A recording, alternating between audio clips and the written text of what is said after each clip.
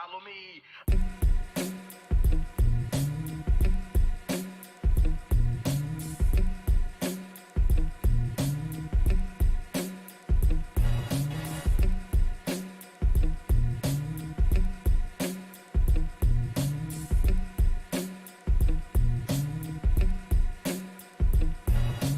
Big boss innovation, smoke loud, cross inhalation. For years now, you've been living on false information. So get litty, I spit shitty.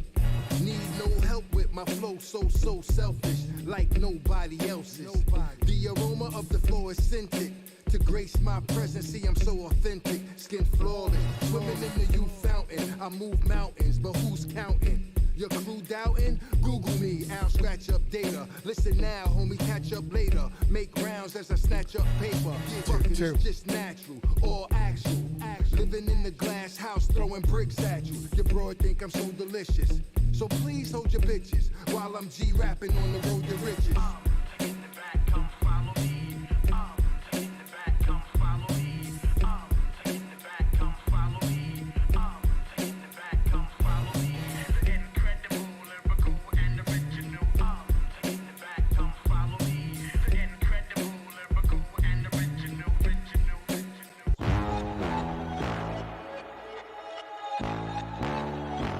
Tell them run it off. What is going on? What is going on? Everybody in the house, what is going on? Wake up in Cleveland every single morning. I wake up, flex, thumb down now, check. No drip, this wet. Tell them run it off. No sleep, no rest. Might crash, might wreck. But first I stretch. Tell them run it off. I wake up, flex, thumb down now, check. No drip, this wet. Tell them run it off. I wake up, flex, thumb down now, check. No drip, this wet. Tell them run it off. What is going on? What is going on? Wake up in Cleveland. What is going on? Let me get this thing off my face here. What is happening, ladies and gentlemen? It is Wake Up in Cleveland. I am your host, obviously, Cleveland Terry. Thank you guys for hanging out this fine afternoon. It is 12 o'clock-ish somewhere. For some people, it's around 3. Others, it could be, I don't know, 1 in the morning. But we're hanging out today. We have a very special guest on today. We got DJ Q-Bert in the house. Legendary DJ Q-Bert in the house. Hope everybody is excited for that. I am actually excited. I see Prion joining in the house. Co-Cut, Ratbone, that's one of my mod extraordinaire. Thanks for hanging out today, pal. T Diesel in the house. Another one of the mods. Make sure you guys are showing love to the mods. They really do help me out like every single day. Without my mods, I don't know what I would be doing right now. So it's Wednesday. I'm finally getting back to normal. I spent the entire week last week out in sunny, super hot Arizona. And when I say it was hot, I mean it was like 105. Now, it's a dry heat, as people like to say. It's a dry heat, so it was better, but it was hot as hell. So that was fun. The drive is never fun driving to Arizona. Never, ever fun driving to Arizona. But I'm finally getting back my bearings here. Monday we had on Fat Man Scoop. That was a super dope show. Although YouTube, for whatever reason, decided to block my video. There was some clips in there of Fat Man Scoop that YouTube blocked. So, and normally they just demonetize, which is like, I'm okay with. It sucks, but it is what it is. Like, I'll deal with that. The problem was this time they blocked it, completely blocked it. So I had to pull it, and I'll go back in, I'll re-edit it, and we'll get it back up. But yeah, it kind of sucked for all the YouTube people. It's coming.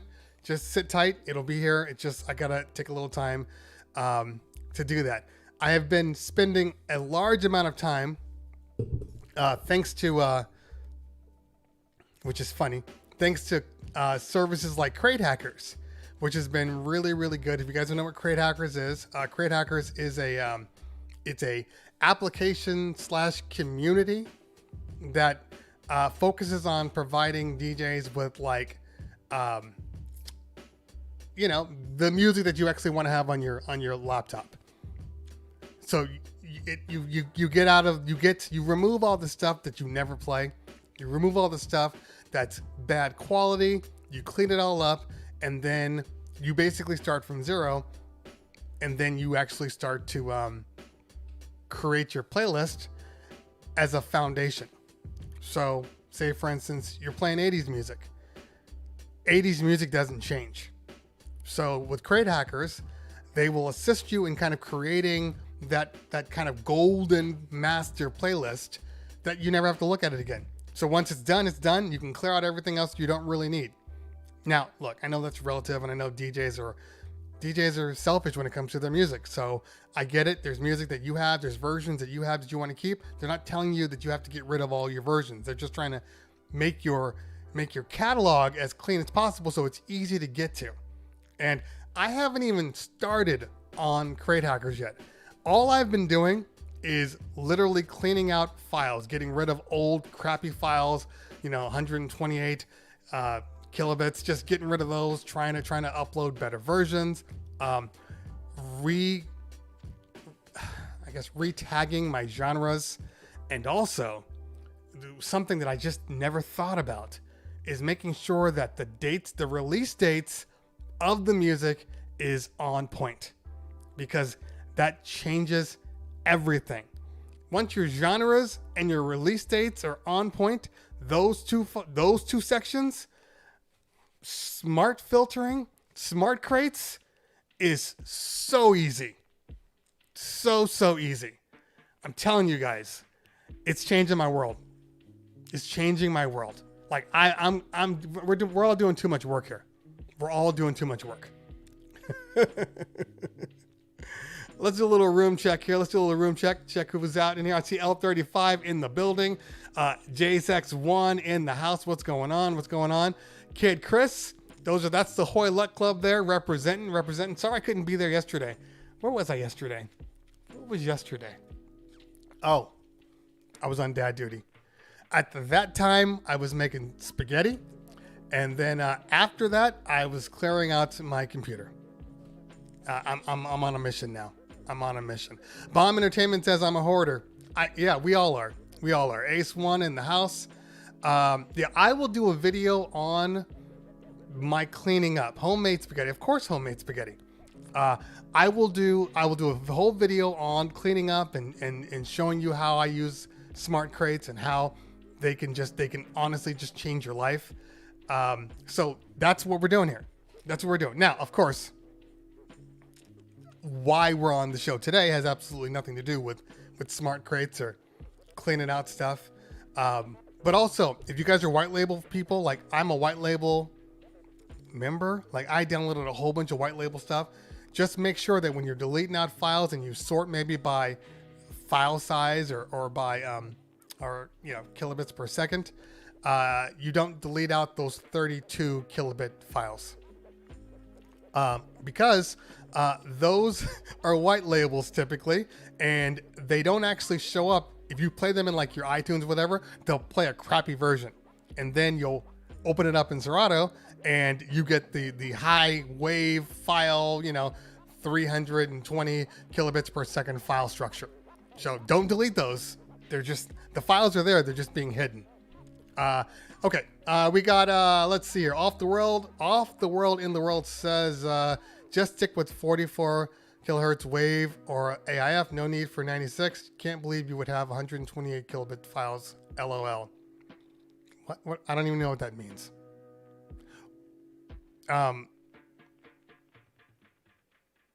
People have tons of 128 kpb files because if you were a DJ and you've been DJing for long periods of time, there was a point in time when you couldn't get 320 kbs files. That wasn't the standard. So everybody on here now thinks that, okay, well, I always download this. That's not reality. Reality is I have a lot of 128 kbs files. as they continued to progress, the files got bigger and bigger and bigger. We got a TLM raid in the house, TLM in the building, TLM. Yeah, if you ever played CDs, that was 128K. Yeah, look, I know we want to be audio snobs and act like, you know, I only play waves. That's fine. You only play waves, you know, more power to you. I don't. Waves take up a lot of file size. It's a lot of file storage for waves. So I do MP3s. I do AAC lossless. I even do AAC compressed. The file structure is fine. From what I understand, the only time you're ever going to see a difference is when you start playing on the super, super, super high-end things. And even then, you know, 320 is going to sound fine. But yeah, I mean, when I produce music, I produce it in waves. I always convert it down to MP3, always, or AAC. You know, I'm not an audio snob. I'm not that guy. TLM, thank you for the raid, man. Appreciate you. If you guys are coming in from the TLM raid, please understand, today is Wake Up in Cleveland. We have a very, very special guest in the building. We got DJ Q-Bert that's in the green room, just chilling in there, waiting for me to pull him on. I appreciate him for making the time to be here. You know, but we obviously just kind of waiting it out a little bit, making sure we get enough people in here, because that's what we do. We also have a raid coming in from Tweak Music Tips, so that's going to be a nice big, you know, a nice big raid. So that'll be really, really exciting. You know, but yeah, I do have wave files, but for the most part, 320 MP3s is what I'm working with right now. That's just what it is.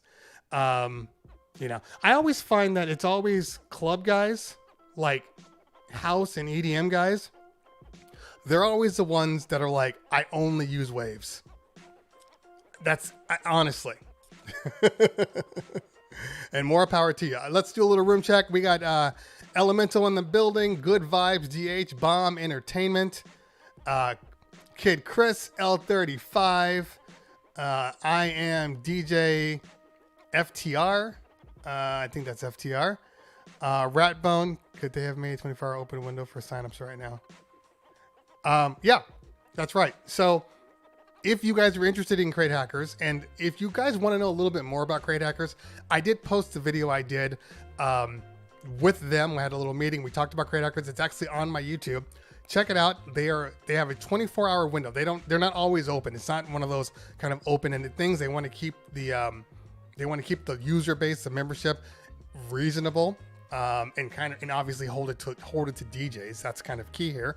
So for the next 24 hours, or probably now, it's like the next 12 hours, they are taking in memberships. And there's a lot of great deals. Direct Music Services is offering like 2 to 3 months free if you sign up for them. So there's a lot of cool little things in there. So make sure you check them out. DJ The Realist, Love Music Wine, all the way from Toronto. Thanks for hanging out today. Squad in the building. Tony DJ Power NYC. We got the family here. Andre Durham from Portsmouth, Virginia. Andre Durham says still using Head Lover says I'm still using tapes and 8-tracks. Fair enough. Mo Berry in the building. Good to see you, man. Kid Chris says unless you're playing on a Function 1, does lossless files even matter?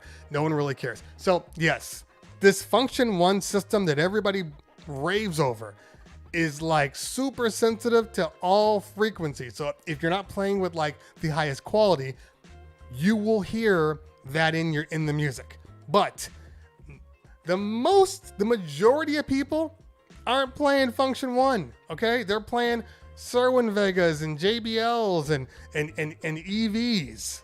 That's reality.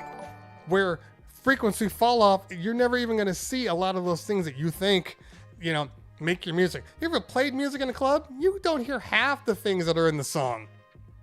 Then you play. I remember there was a couple of songs I would always play in the clubs, and then I, for whatever reason, played it in my car one day, and I just bought a new car with a new sound system, and I played it in my car, and I'm driving, and I swear to God, I thought it was a different song.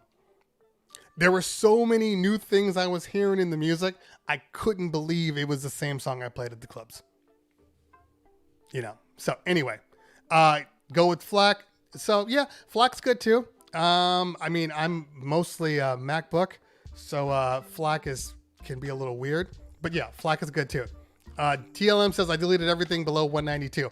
I would love to do that, but in order to do that, I gotta go pull all those files again, and you know, it's a lot of work. It's a lot of work. Yeah, 192 is I'd like to think 192 is my baseline. And for the most part, I do 192, but you know, there are some files out there. There are some files that I can't get again. There are some files from CDs that I ripped that they don't even make anymore. Because that's kind of the thing that we have to realize here. There's music out there that doesn't exist. Like it's not on any streaming sites. You can't even rip it if you really wanted to. Like it's gone. And so some of that music, the quality that you have, it's kind of like watching a movie that was made in like the 50s or 60s or even like the 40s. And you know how it looks like crap and sounds like crap, but it was made then. That's the best version they have. So that's what you got to deal with. And we appreciate it still. That's kind of the way it works for some of the music, especially some of that hip hop stuff that, you know, maybe it was like on Stone's Throw or some of that stuff. The backpack music, like I can't find any of that music anymore. It's gone. It's gone. So you're gonna deal with what I play. If it's a classic and nobody has heard that thing in 20 years, you get to deal with, you know, crappy. Title streaming is a godsend for older music. Yes and no. There's music that I have right now that Title doesn't have because it wasn't popular enough for the mainstream to be on there, but all the hip hoppers know. TLM can tell you. TLM can tell you. Yeah, and look, so here's the thing about record pools too, and I want to bring Q-Bert on. He's been sitting there for a minute now, but here's the thing about record pools. Legally speaking, a record pool is only supposed to be providing new music, stuff that is promo only. So if it's old music, the only way they can get around it, the loophole, is by remixing it, adding in a new blend, that kind of stuff. But just like a standard edit is actually not allowed. You have to change the song. So when you see record pools that have music like that, they're technically breaking the rules. I see 916 Junglist in the house. What is going on, man? Good to see you. Good to see you. Yeah, so look, sometimes you got to do what you got to do. Yes, your late night pool has old school. I guarantee you that it's probably not legal. I mean, even beat junkies, as great as they are, what they were doing, technically, you know, it is what it is. Now, I say that knowing that, like, I was a member of Beat Junkies. I'm a member of BPM Supreme. BPM Supreme, for the longest time, especially during COVID, when we first hit quarantine, I was pulling in all the updated versions of all the old music because they had it in there. Now, not so much. They pulled their videos. They put a lot of their old school. Why would they do that? Because it's against the rules. Nighthawk, we aren't talking about that kind of stuff today. If you want to come back tomorrow is Thursday. We do Tech Thursday, where we talk about all things, all gear, tech stuff, and I cannot honestly charge you how much I would charge for a wedding because it doesn't exist. What I charge is not necessarily what you charge. It's not necessarily what Q-Bert charges. It's not necessarily what DJ TLM charges. So I can't even begin to provide you with an actual foundation because my pricing is based upon a lot of different things. Just like your pricing is based on a lot of different things too. So, you know, you're going to have to figure that part out. Ripping from vinyl isn't very convenient, but it sounds oh so good. I mean, kind of. I'm going to be honest with you. I got vinyl right here. If I pop it on right now, I got pops and hisses and weirds. Vinyl is good until it's not good. You know, I know I'm saying I'm being anti-vinyl here. But the facts are not all vinyl sounds good. Sometimes I'll download a digital version and I'll play my vinyl version and the digital version. And guess what?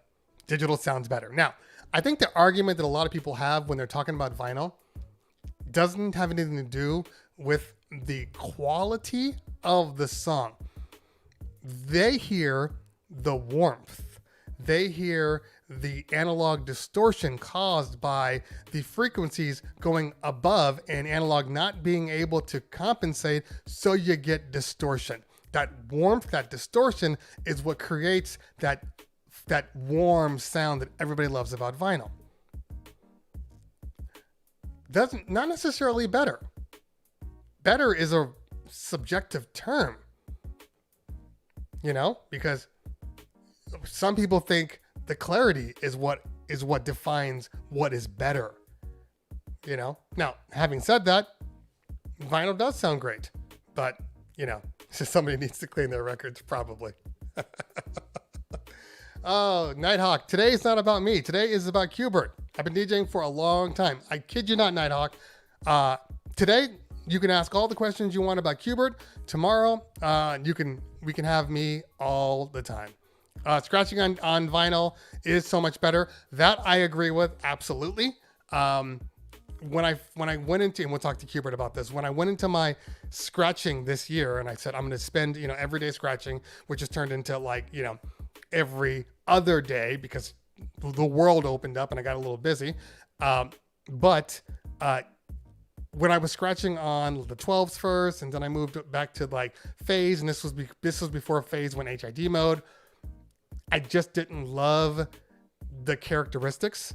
It's fine, especially if you turn off the auto pitch. But I pulled out my old vinyl records, my old vinyl scratch records, and the nuances are there. It's a different sound. It's very similar, but different. If that makes any sense. Okay. DJ Paris Paul in the house. What's going on, man? That's he's the other half of Check 1 2, the DJ company that I own, that we own. And he always gets mad at me when I don't talk about Check 1 2. So Check 1 2, Check 1 2, Check 1 2. Double XL. Maybe your mags will sell. Anyway, okay, so let's go to commercial, and then let's bring on DJ Q-Bert. The man's been sitting in there. I don't know what he's doing right now. I think he might be writing a memoir. He's looking down at something. So, but we will bring him on. Right now, listen, if you guys have any questions, and PJ, I don't know if Q-Bert does weddings. He probably does. We'll talk about that too, because I actually have a couple of questions based upon that. Okay, let's move over to DJ Q-Bert. We're gonna move over to our normal commercial before we bring him on, and we will go from there. So sit tight for the commercial. Yeah. So, by the way, mods, make sure you guys add in a Check 1 2, thing when you hit shout out. That'd be great. Not for shout out, but just, for Check 1 2, so people know what it is. All right, let's move to the commercial, and then we're going to bring on Q-Bert in just a second, but you guys know what to do. Here we go.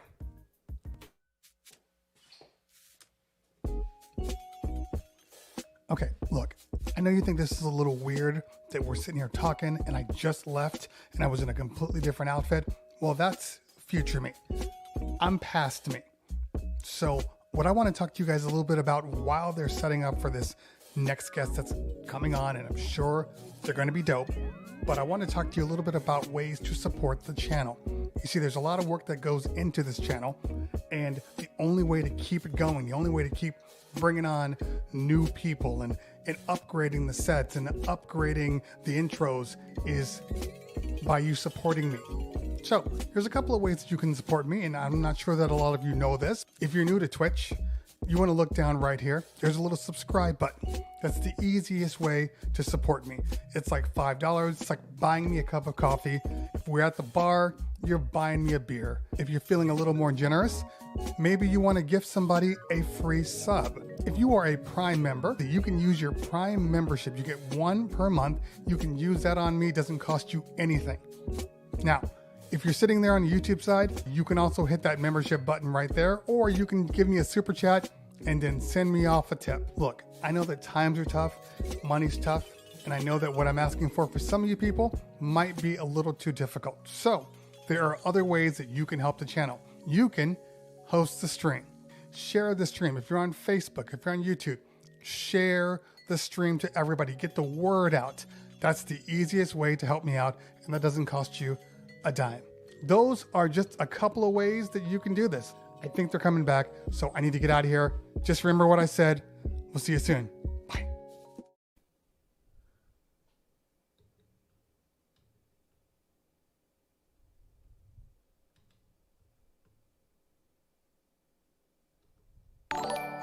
Okay, I know the commercial ended. I'm trying to hear my volume here. Having a little trouble hearing the audio. So we're just doing a little bit of a audio check to see what's going on here, because I can't hear anything out of this thing. Check, check. And if I can't hear anything, I'm going to have a hard time hearing Q-Bert. So that's going to be a little bit of a problem. So we're going to continue to test this real quick. And we are going to just pop over to another video, because that's what we do when things aren't going right.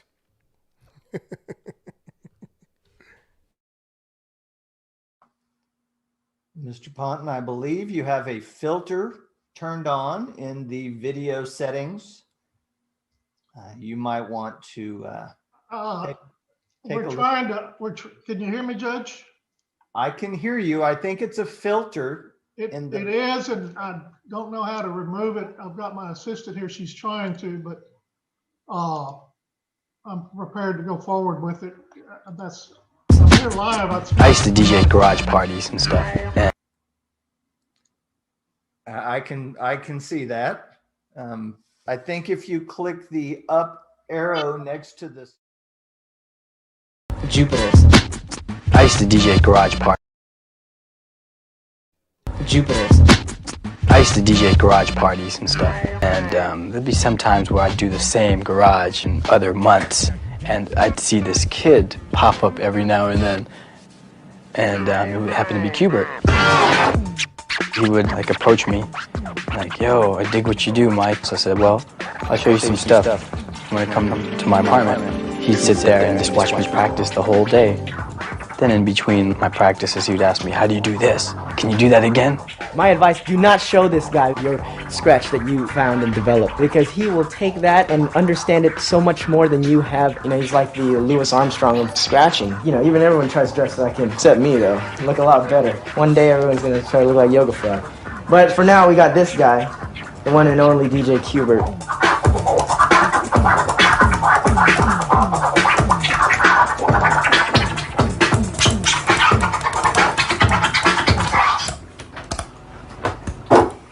This is a fader, so you can just, what it is just on and off. You know, that's all it is. It's kind of like talking, you know, you just speak what you're saying, you know. The more techniques you know, the more, it's like each technique is a word. And so the larger your vocabulary, the more articulate you can speak. Farts, burps.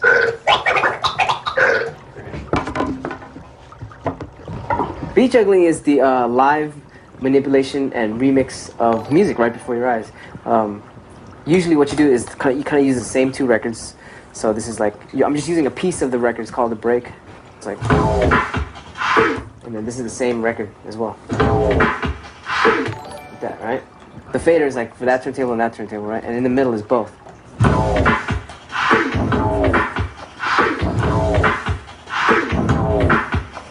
So if you mess with both of those beats, you can go.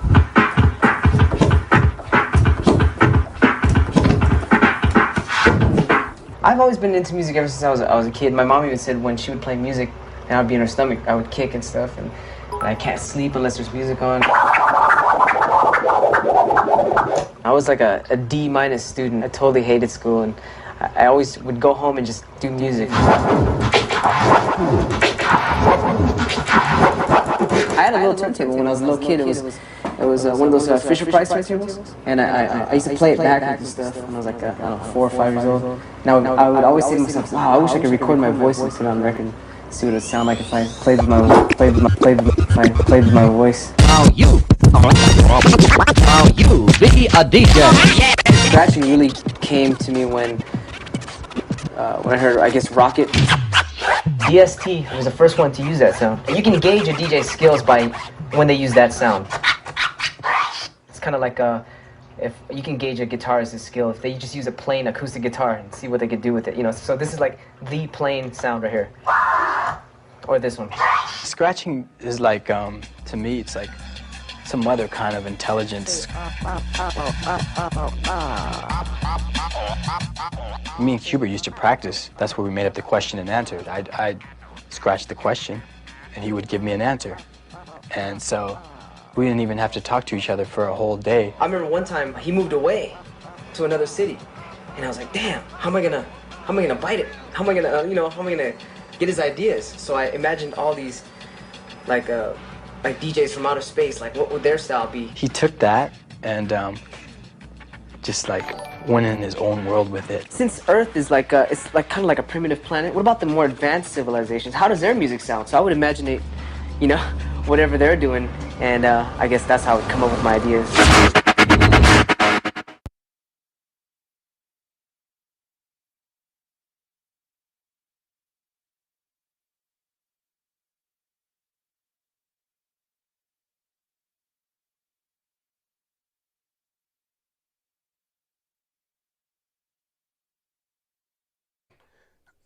Okay, I got you. So sorry, we were having some audio difficulty today, and we're working through it. I'm hoping that when I pull on my man, he pops in my ears, but right now I can't hear a thing. So we're going to work through that. Like I said before, we need one dedicated person to say that there's no audio. That way I can see it and make corrections. Not 40 of you guys, but I appreciate you. All right, so let's bring on the man, the myth, the legend, ladies and gentlemen. It is yes, I know you hear me now. It is my pleasure to introduce to you the one, the only DJ Q-Bert. Throw the ones in the chat. Throw the ones in the chat. Make sure I can hear him. Q-Bert, can I hear you? Hopefully I can. Yes. What's up? And I can't. God damn it. Hold on. Can't hear you. Yo. Test 1 2 1 2. What up? Yo. Test 1 2. You're gonna hear an echo for a minute, guys. Yo. Because I'm just working on this audio. Echo. Yo.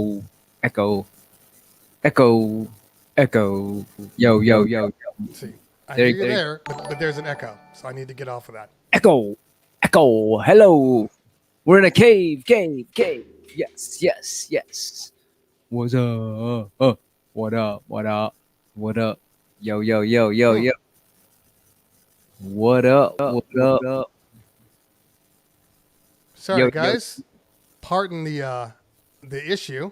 The issue is the computer. For whatever reason, my audio from the computer is not activating here.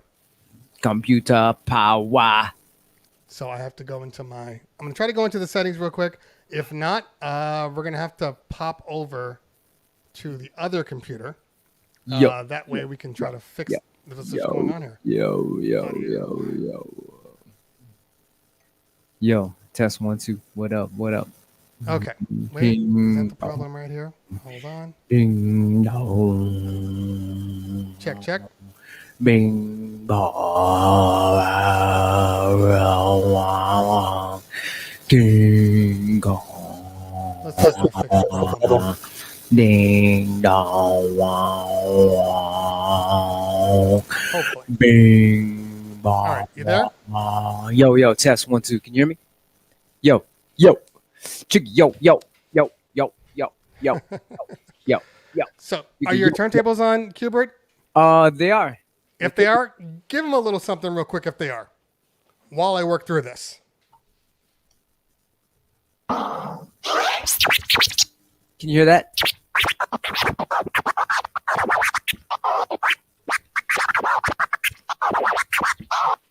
You guys can hear that or no?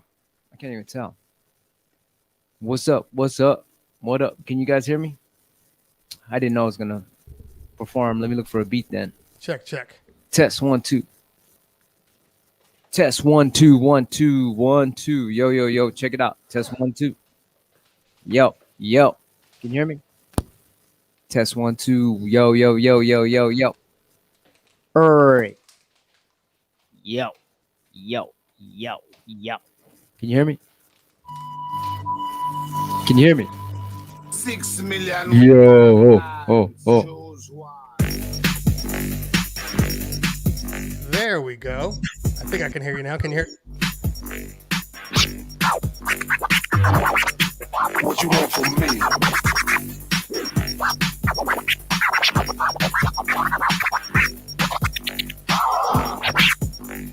You can hear me? Can you hear my voice?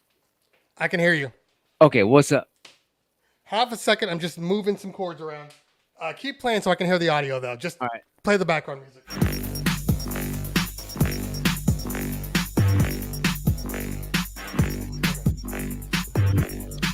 What you want from me? Okay.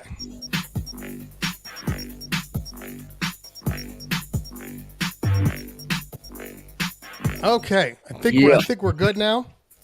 Yes. Yeah. Strangely enough, I think it was my in-ears. My SE535s would work when I plugged them into the mixer, but they won't work on the other speaker. Huh. So I don't know what's going on with them right now. Anyway, so hey, thank you for hanging out today. I appreciate you. Now I got to wear these big ass headphones, but that's the life of that's what we live here, right? Yes. So thank you for hanging out today, man. I know you've been sitting in the green room for a while. I appreciate that. What has life been like for you? And we won't talk about quarantine. We're talking about right now for now. We'll go back in a little bit. But you have now moved over to Twitch. That's been your thing now. So what prompted you to move to Twitch finally? We were on Twitch when we first, when Twitch first came out. And it was like, damn, I only got like one viewer. And it was just kind of like myself and shit. I'm watching myself. But as the years went by, it was like, yo, you got to get on Twitch. I'm like, yeah, I've been on Twitch, but there's no one on there. And then they were like, no, you got to get back on it. There's a lot of people. And I'm all right. So I got on it and I was like, oh shit, it just kind of grew out of nowhere. So yeah. I guess I'm just kind of back there now, having fun. Right. And so from what I've seen on all of your shows, it's mostly about kind of teaching. And I think, is that kind of where you want to take it? Because I know you've done teaching before. I know that's been your thing, but it seems like you're really breaking down. You're showing people, all the new people exactly what's going on. Is that the plan for this to be kind of like your classroom? Oh wow! So you haven't seen the shows recently? That was a long time ago. When I first got back on Twitch, I started teaching. And then I was like, hey, wait a minute. I kind of moved somebody's screen over into my screen. Like, okay. I started. Oh, you started scratching over their stuff. I did see that. I saw that too. Yes. Yeah. So that's we call that stream jacking now. and I was like, oh shit. There's no delay because I'm just using their audio on my computer, and so I'm just scratching to them, and so there's no lag at all. So I'm like, oh shit, this is kind of dope. So I get to practice on everybody's streams now. So I'm like, okay, let me practice on drum and bass guy. Let me practice on some hip hop. Let me practice on some electro channel. And I talk to them, and then all my viewers are like, hey, check out this guy. And I go, all right, let's click on this guy, and we'll go there and we'll check it out. And sometimes it's kind of like not what we want to hear, and we'll have fun joking around with them. No harm in joking around, just playing around. But some people take offense, so now I have to kind of chill. So I have to be like, okay. I guess that was going to be my question. I mean, have you gotten any negative response from the people you're jacking when you do it, when they find out that you've done that? Yeah, and it's my fault. I have to I can't. Some people get a little what do you call it? It's their channel, and then if I'm joking around about it, and which I'm just having fun, they kind of don't like that. But other people they get the joke and they like it. So now I have to let my viewers say all the jokes. I'm like, well, what do you guys think about this guy's channel? And then they say all the all the jokes. Oh. So not that I wanted to go here first, but I think it's interesting that you say that because obviously you are aware, especially now, of how words can affect what goes on in your life. And Sure. and saying certain things are going to kind of put you in a light, positive or negative, and you have to kind of be aware of that kind of stuff. How has this year kind of helped you understand that fact? Oh man, it's a new thing for me. You know, like some people get it, some people don't. So the people that do get it, they understand, and the people that don't get it, you know, they can be mad. So it's like, oh, okay, you got to kind of like, when people aren't ready for certain information, they just won't take it the right way. You know, so you have to just kind of be like understanding and just kind of like for those that know, hey, we know and shit. You know, it's kind of like just leave it at that sometimes. I understand what you're saying there. I know that a lot of people, there's a lot of people do a lot of research and they discover new things.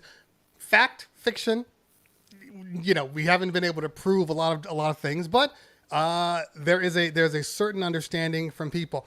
I think one of the issues that I've always seen from people that kind of find new information and they believe that, you know, it's their truth, that it comes off sometimes from a lot of people sounding like, well, you're stupid because you just don't know. If you knew what I knew, you wouldn't be saying this kind of stuff. So you're dumb because you don't know what I know.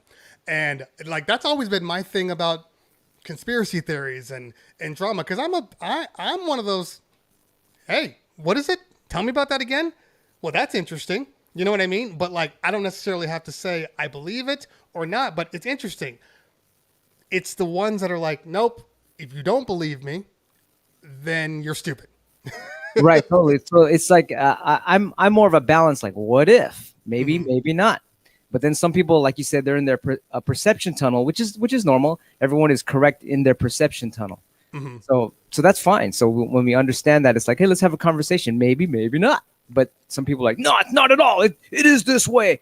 And so yeah, I understand. It's okay. But I like to talk, and you know, sometimes I like to be balanced because I'm a Libra. So I'm like, what if? What if not? Like my wife. She can never make up her mind either, though. Yeah, that's me. So you know what? I was gonna hold off on it. I was gonna hold off on the uncomfortableness of life and what we've all been with, and we've all the shared experiences that we've had. But you ready to get uncomfortable? Get it out of the way now. Let's definitely talk about it. Absolutely. Okay, so obviously we are actually a little over a year past since we first went into quarantine. And as we all know, quarantine really exposed a lot of issues across the world, whether it be, hey, we need help financially and the government is doing nothing to help you, or they're so backlogged that people are literally losing everything they have because they're not responding fast enough. So that was already the issue. And then we had the whole COVID is fake. You know, why are you wearing masks? You know, all of these little things, whatever you believe, fine. I'm not here to discuss that. You know, that's for your own truths.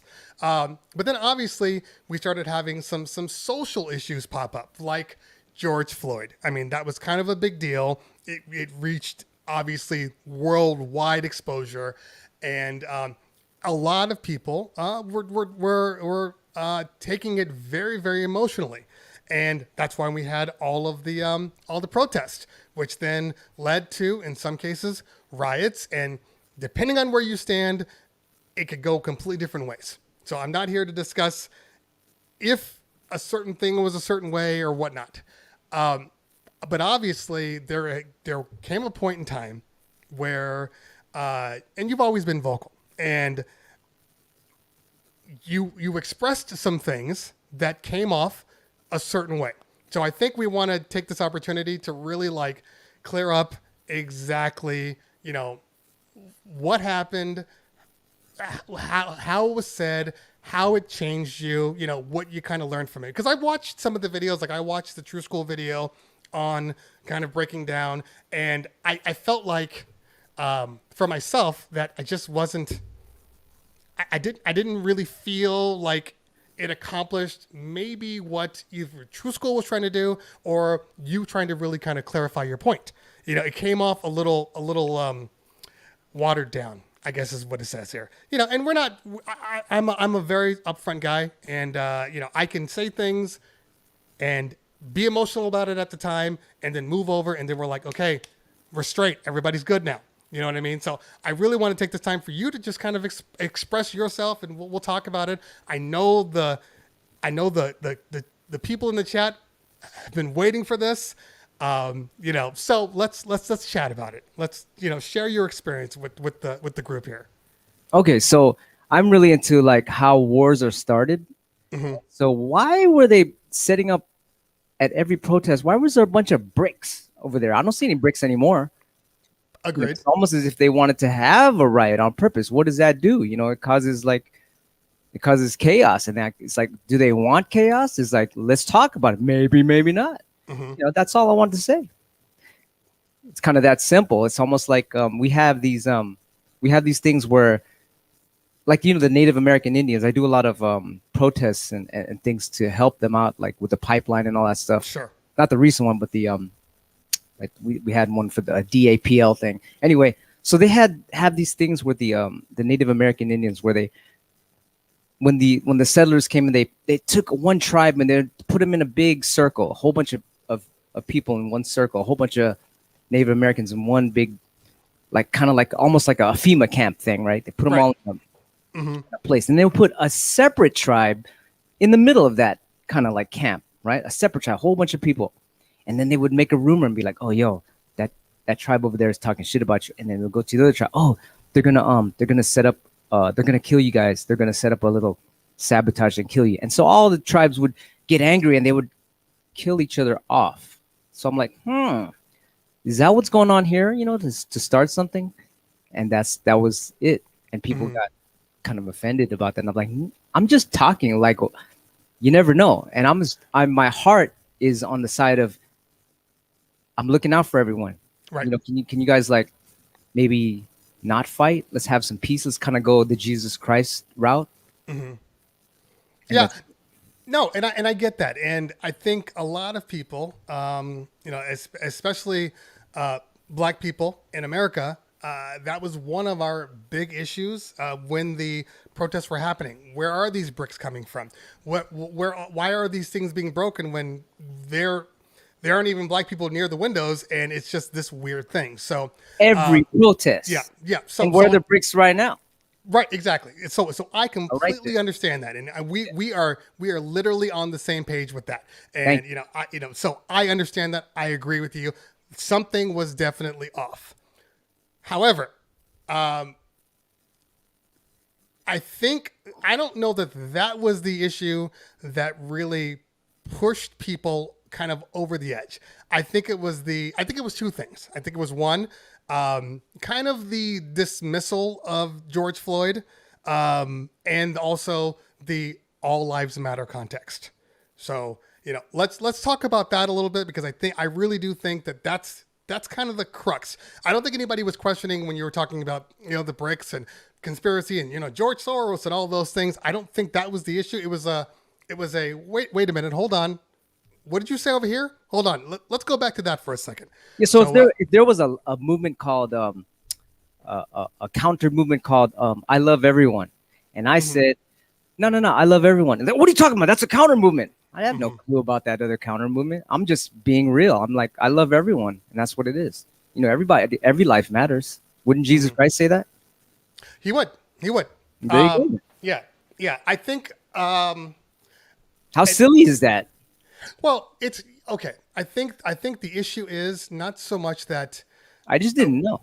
Well, of course. So I think the issue is not so much that all lives matter isn't a correct term. It was when all lives matter was being used, it was being used to minimize the Black Lives Matter. I had no clue of that counter movement at all whatsoever. Yeah. So and that's fine if you didn't have that understanding.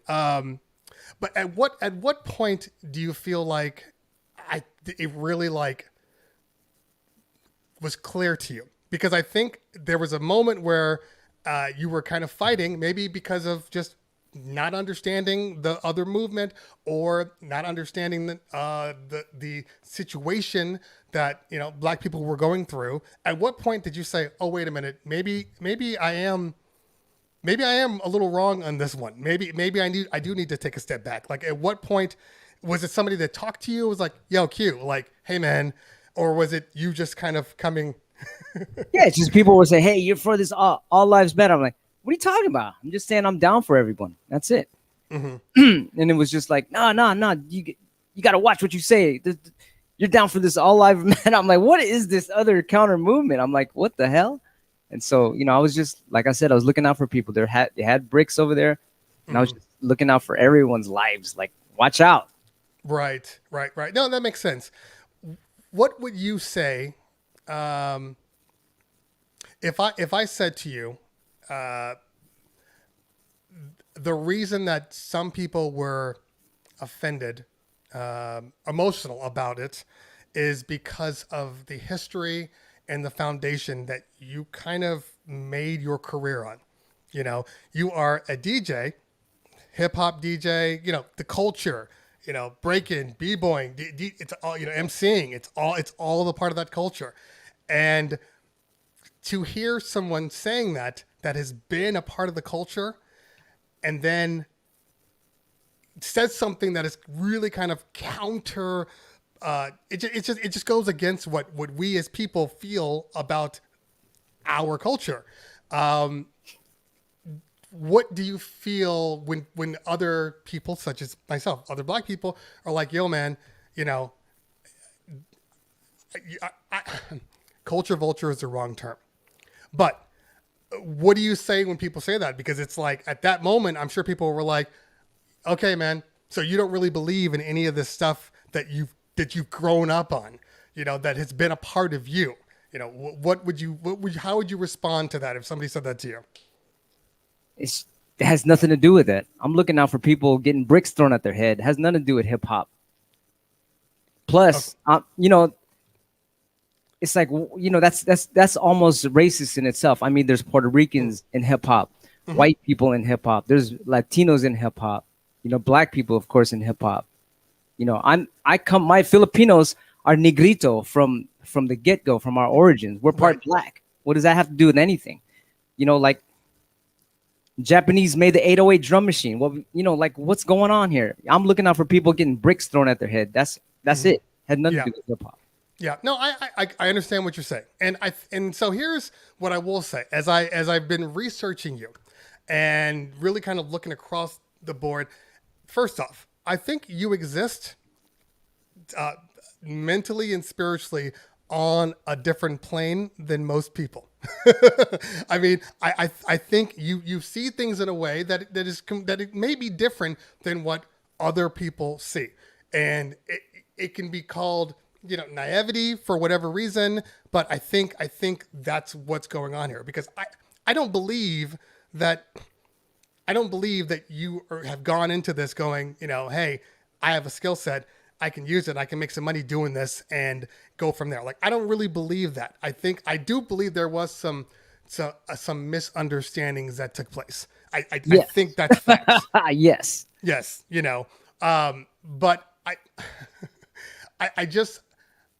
I want to make sure that everybody understands, you know, that one, you know, you know what happened, because I think that you finally kind of, you know, absorbed what happened. I think in the beginning you were probably making a little more excuses for it, you know, kind of snapping back because people were attacking you.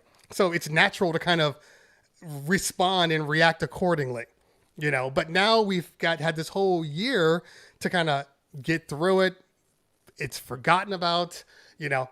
Do you find that you've changed at all in your perspective on you know, where you are, where you stand, what your kind of role is as what could be considered to be, you know, the most important DJ of DJ culture on the planet? My stance still is the same. I love helping people. And I like to protect people, like my dog likes to protect me. Right, of course. Yeah, your dog's like, shut up, Cleveland Terry. I hear what you're saying. Stop No, I'm just here like that's a coincidence. You know, I'm here to I want to help people, and that's it. I help people with my music, and if I see someone like there's some bricks getting thrown at people because of a war's trying to get started, I'm gonna tell them. You know, whatever. That's it. Yeah. No, I completely understand. I don't necessarily think we have to keep, kind of beating the dead horse, so to speak, because I didn't really want to make this about the one thing. I want to talk about you, because you are, what a lot of people would consider to be the DJ, which actually leads me to this video right here, because I think I have a question for you, but we're gonna play this video real quick, and then we'll go back to the question. Rhythm is really important. It's like if you want to reach that spiritual kind of medium in your soul, it's like the Indians when they wanted to speak to the gods and stuff. They would have like rain dances, and that would be with the drums. And after a while, the drums just get hypnotic and stuff, and they go into a trance. And so music is trance-inducing, like hypnotic, gets you in that spiritual state.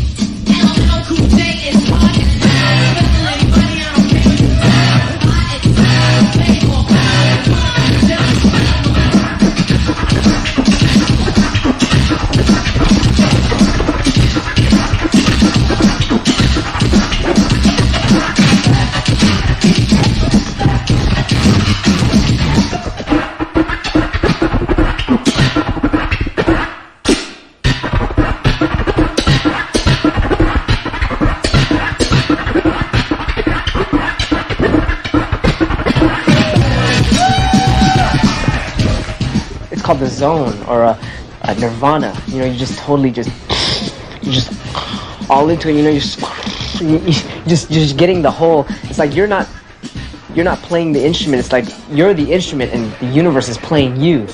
It's some kung fu stuff. I don't know. It's just you're just in there and you don't feel it. You're just flowing. Nothing can stop you.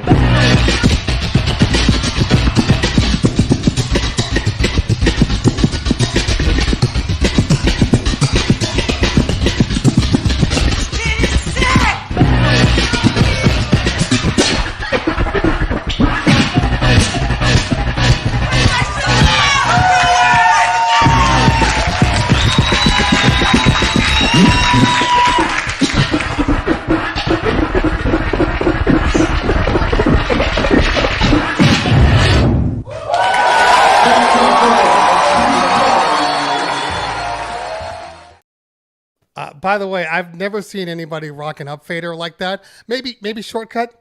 As far as the talent involved in that, that's absolutely amazing. So, my question is, you are definitely a DJ's DJ. You spent your entire life cutting, really kind of mastering your craft. However, do you believe you are still a DJ, or do you think you're more of a musician that just happens to be a DJ? Yeah, kind of both. Mm-hmm. Yeah. I'm just more I'm more tripping off of that. My voice is really high pitched in that video. Is my voice high right now or something? It doesn't sound high. You sound sped up. Was that last video sped up? It wasn't actually. No, you were younger. It happens. Yeah, I didn't reach puberty yet. So, when did you actually? Because I know you said when you were young, you did the Fisher Price thing, but when would you actually say you actually started DJing? Like that was, I'm ready, let's go. At what age was that? Do you think? Ooh, I just did it for fun. I didn't even think I was a DJ. I just totally just did it. I just liked music, and I would just play records, and then we had a mixer, and we were mixing stuff, and mm-hmm.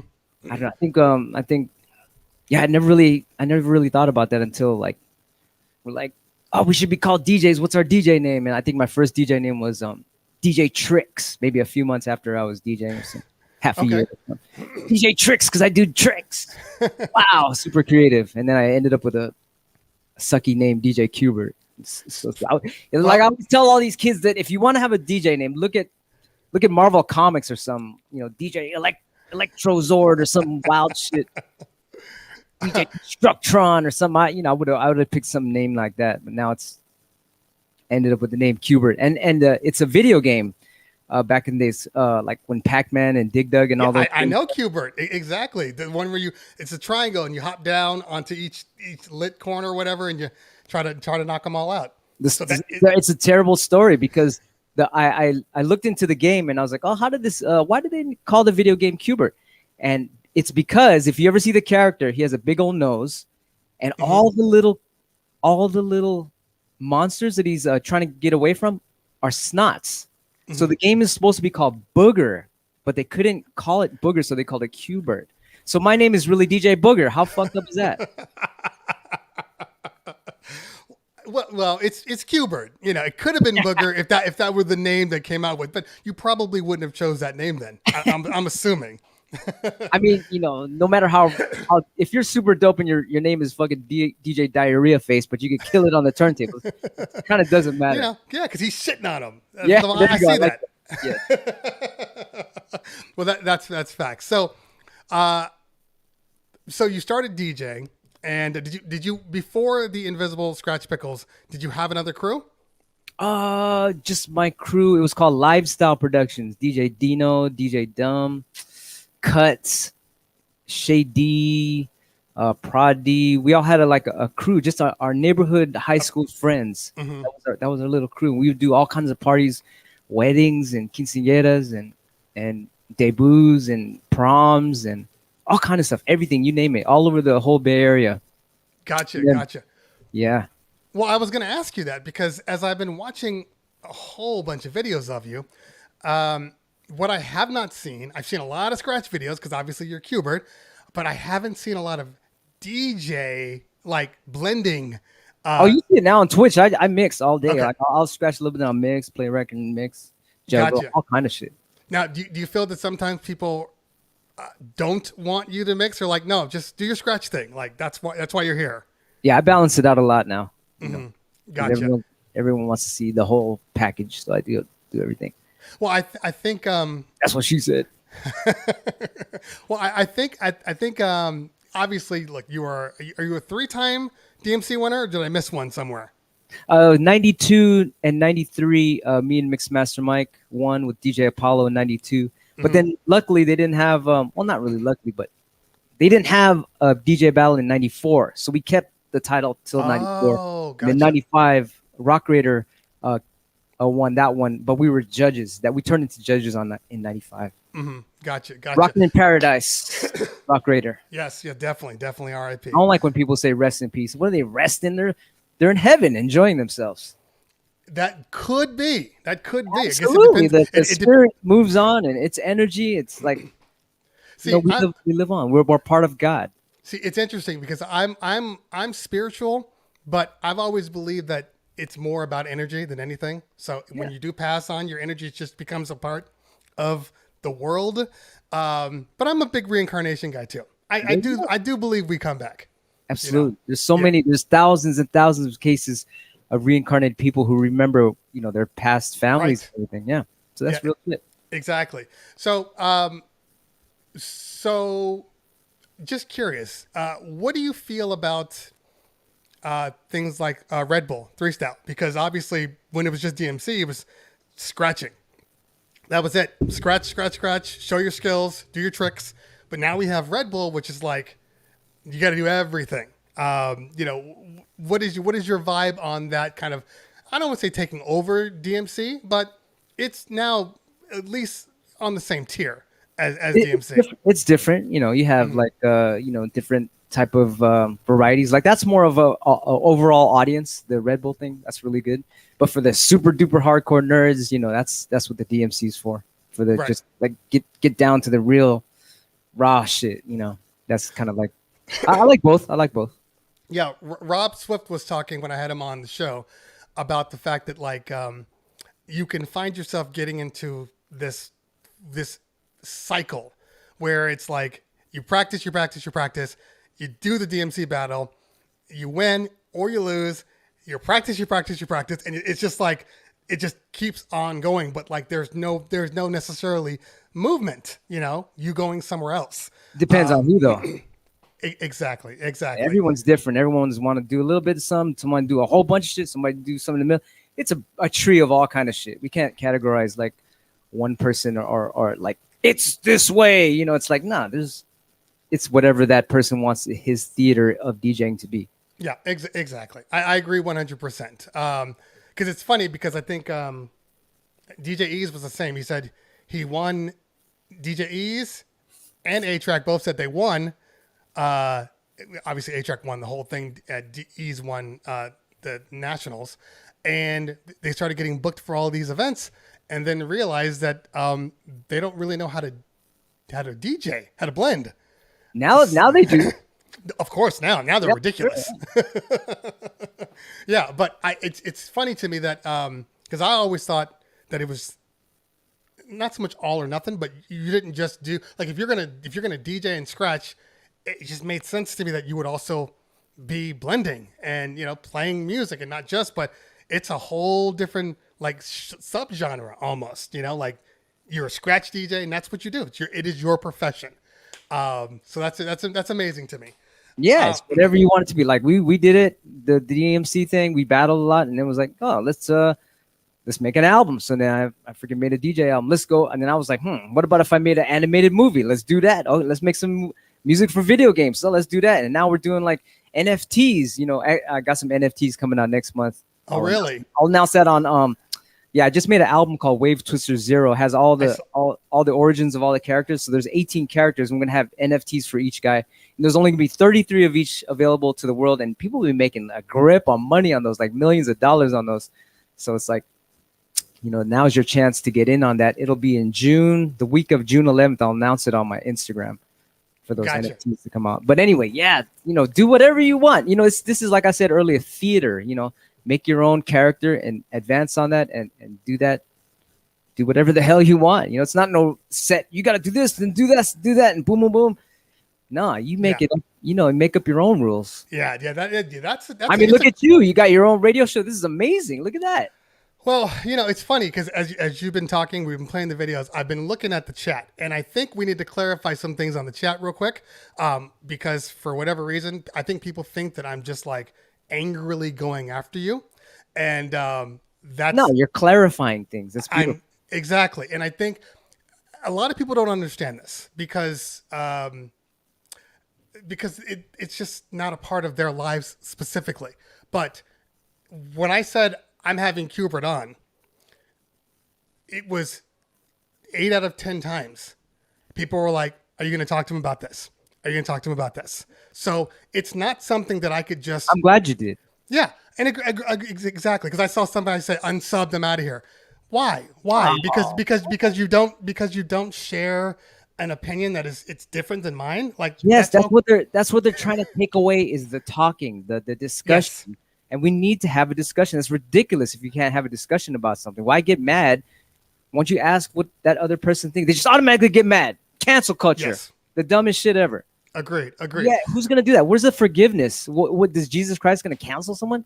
I'm trying to follow Buddha, Jesus Christ, whatever, Muhammad, anyone that's like a super spiritual person. It's like I don't think they would do any of those persons would do that type of thing. Maybe the devil would. Go ahead, follow the devil. If you want to follow the devil, go ahead. Yeah, I'm trying to follow the goodness here and love and peace and love and unity.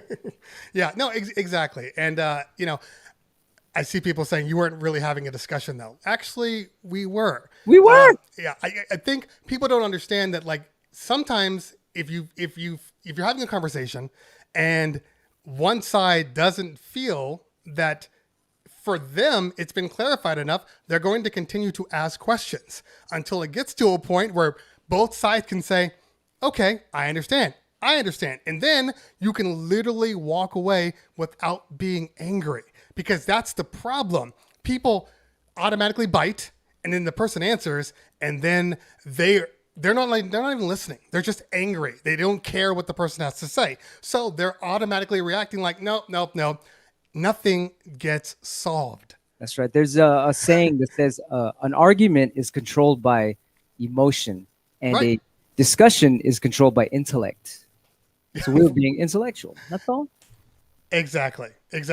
Yeah. So apparently you have a big fan here, DJ C from NC. He said you called your man naive. there's nothing wrong with the word naive. It's not a derogatory statement. I agree with you. I was like, I didn't know about them. No freaking counterculture. What the hell? Shit. Yeah. So I wanted to clear that up for anybody that's in the chat, and because apparently there are some emotional people. Look, you have a right to want to protect people that you look up to. I'm not disagreeing with you. But just as much as you have that right to protect, there's a completely different other side that's like, well, I need to know for myself. I need to understand what he's saying. And, and I'm going to say this, and it's going to piss people off. As a black man, I wouldn't be doing my job if I didn't bring it up. Unfortunately, that's where we live. I can't tell you how many times people would be like afterwards, oh, why'd you go so soft on Q? Why? It's like, so hard. Let's talk about it. Exactly. So, and I knew that, as from based upon what I've seen of you, based upon all the things that you've done and your responses to things, I know that you can take it. You're a grown man. I'm just talking about it. I'm trying to be loving and peaceful. And there's going to be a fight that's going to break out with bricks at a thing. I'm going to talk about it. Yeah, exactly. Sorry, I had to clear my throat here. Or, some kind of destruction of your city. I'm going to talk about it. And I'm glad I did, because in San Francisco, there was none of that. I mean, in other cities there was, but in our city, there was barely any kind of damage out here. Right. Now, and you're from the Bay Area, born and raised, haven't left. Like that's your place, right? Yeah. I mean, I lived in Hawaii for a long time too. My father's from Hawaii. Oh, gotcha. What island? Big Island. It's a city called Hilo. Okay. And that's another place too. I learned about this kind of like, I wouldn't even call it a conspiracy. I call these kind of things truth. They try to label things conspiracy to make it like, oh, it's fake or whatever, but nah, these things are real. Like, my father came from a city called Hilo, and they had the government was like, oh, watch out, there's gonna be a big tidal wave. Stay away from the beach. Sure. So my father was like, there's gonna be a big tidal wave. Let's go to the beach and check it out. So they went to the beach and checked it out. I was like, oh, a little wave, like I don't know, kind of went up to their chest, like, oh, that was a big wave.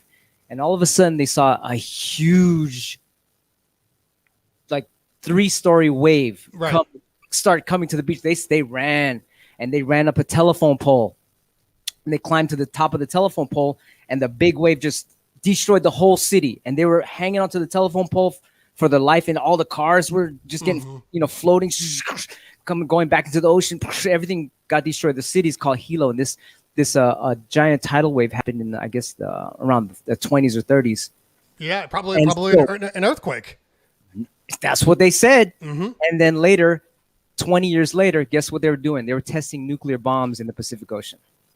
Ah, okay. There you go. Probably busted the fault line, and now you have this drift, and now you get earthquakes. That's the way it works. Yeah, I mean, if you're going to test a nuclear bomb in the ocean, that's going to definitely cause some waves. So it's like, if they're going to tell you something on the news, it might not be the truth. It maybe not. Yeah. So it's like, what else? What else could it be? So I like to think about stuff. It's like with Djing, we're doing all these scratches. Like, well, how else can you scratch? And that's just how we think. So I'm sorry if we're thinking. We're thinking. We're thinkers. People get mad at thinkers. They just want to be sheeps. We're not sheeps. Mm-hmm. We're freaking guys that like solve mysteries. Might not solve it. We might too.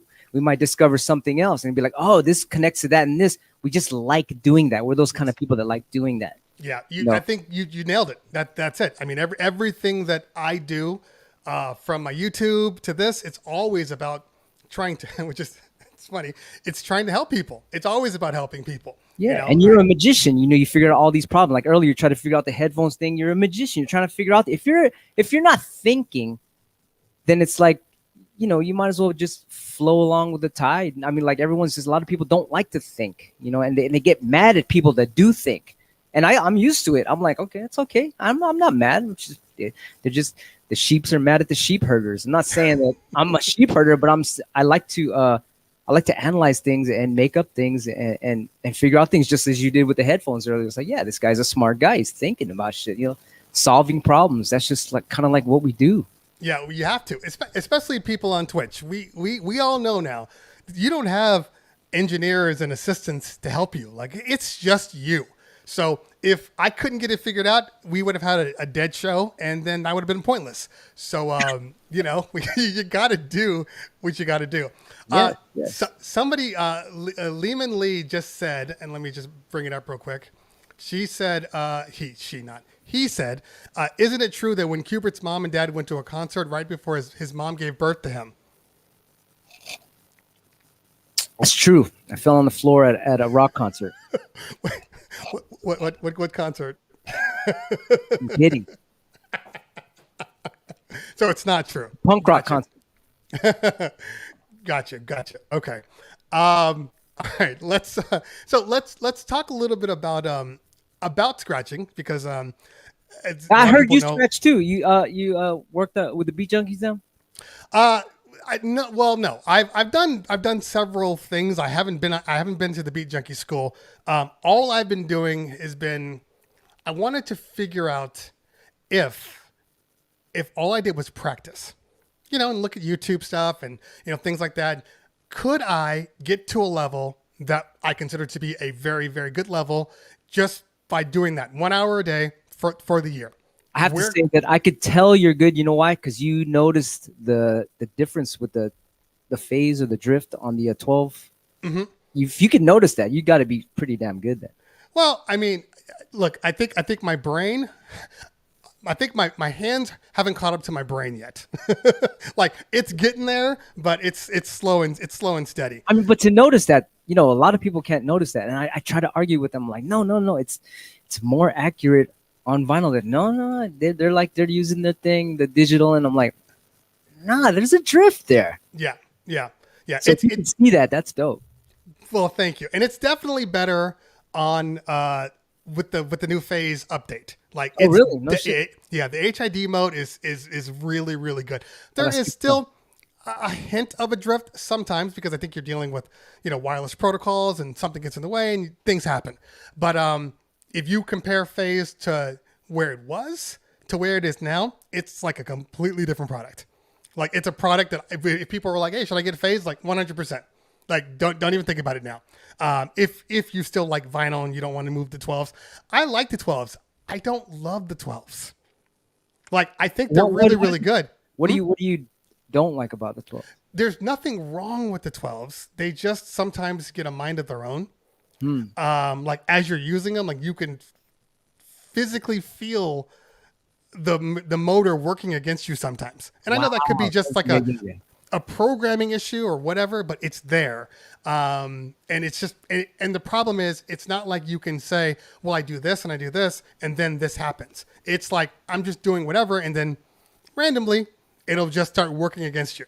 You know, it's kind of like the way phase was when you first started using phase, and there was that drift, and you had to know if you're doing any type of beat juggles or anything. Okay, now I have to pull that thing back farther because the drift is kicked in. Oh man, I feel you. But on a good note, they're on the right track, though. I'm sure. Oh, 100%. Oh yeah, so much better. One day it's gonna be super like tight. Yeah.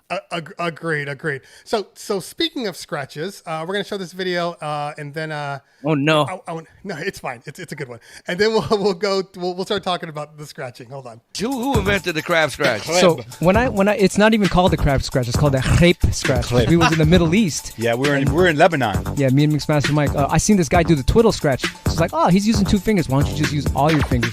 And then we couldn't think of a name, so we were in the Middle East in Lebanon, and this lady said, you want crepe? So I was like, yeah, I want crepe. And then so we're like, hey, let's call it the crepe scratch. So it has nothing to do with crabs.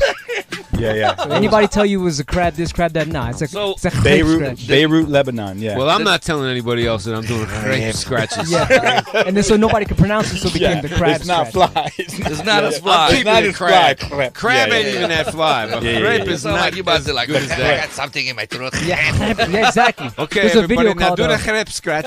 Turntable Mechanics Workshop. We call it the crepe All right, scratch. man. Give me some Q, man.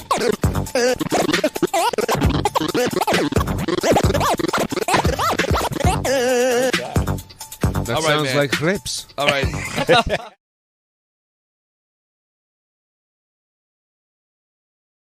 First off, because the way you scratch, the way you do crabs is completely different than the way everybody else does craps. Not because you're doing them wrong, but because you're operating at a speed that is so fast that most people can't comprehend it. Like my craps are like ba-da-da, ba-da-da, ba-da-da, ba-da-da, ba-da-da. But yours, I mean, there's so many sounds happening. Can you talk about that a little bit? Because I think because when people watch you scratch, I try to follow you, and sometimes I can't. I'm like, there's so many things that you're doing, whether it be with your hand movement and the nuances of your hand to the way the cuts are coming in, and you're adding, your own little Q-Bert flair. Talk about it. Well, I mean, it really stems from learning tabla drums from the Indian culture, not the Native Americans, but the Indians. They have this drum. I'm sure you know the tabla. Yeah. And it's just all fucking crazy numbers. They're just doing all these like 13s and 15s going into 11s and all these weird numbers that we're not so used to. And so we're trying to throw those into the scratches, all these crazy amounts of numbers and combinations of different rhythms. Mm-hmm. That's all it really is. So one of the questions, because in that video, they kind of broke down the majority of the scratches that people do. How many scratches did you personally invent? Whether it be with another person or not, how many scratches and what scratches did you personally invent? Oh, I never counted that aspect of it because there was a time where I was like, I invented this, I invented that, I invented this, I made that up. And it's like, nah, not Jesus Christ, but God makes up everything. Yeah. And you have ever heard of this guy, Lee Scratch Perry? Mm-hmm. He's a reggae artist. And he said that. He said, God invents everything. Shut up with the invention. Shut up with the props. It's like, so it's like, that makes more sense. I like that. It's like we do the thing, we make people happy with it. Mm-hmm. Not, I did it, me. It's like, fuck, check out this scratch we fucking discovered. It's fucking God blessed us with. Here, check it out. So what scratches, I guess probably the main scratches that you discover? Blessed with, maybe? Yes, blessed with. Fine. Fair enough. I don't know. I never really calculated. There's lasers, there's crabs, there's waves, there's zigzags. Oh man, there's a goofy paw. There's, man, I have a whole, I had a whole list as a kid and stuff, and I wrote them all down. Then I made a DVD called 100 Secret Scratches. There's a gang of scratches in there. Like, I never really counted. Like, I got over that world after a while. Okay, so here's a question for you. You just said 100 scratches or whatever. Scratchlopedia. It's sold out. Scratchlopedia. That shit is like $70 on eBay now. I'm like, what? Oh wow, there you go. Now, how many scratches though out of the 100? Once you remove variations, like once you get back to the root note of the scratches, how many would you actually say there are? That's a freaking good ass question. Woo! Okay, you got stabs. I'm talking about super root. Mm-hmm. You got stabs. You got tears. You got flares. Those are the three ones right there. Chirps. Then you got the opposite of chirp, which is a oh man, what is that called now? Which one? The opposite of chirps? Yeah, the opposite of a chirp is this right here.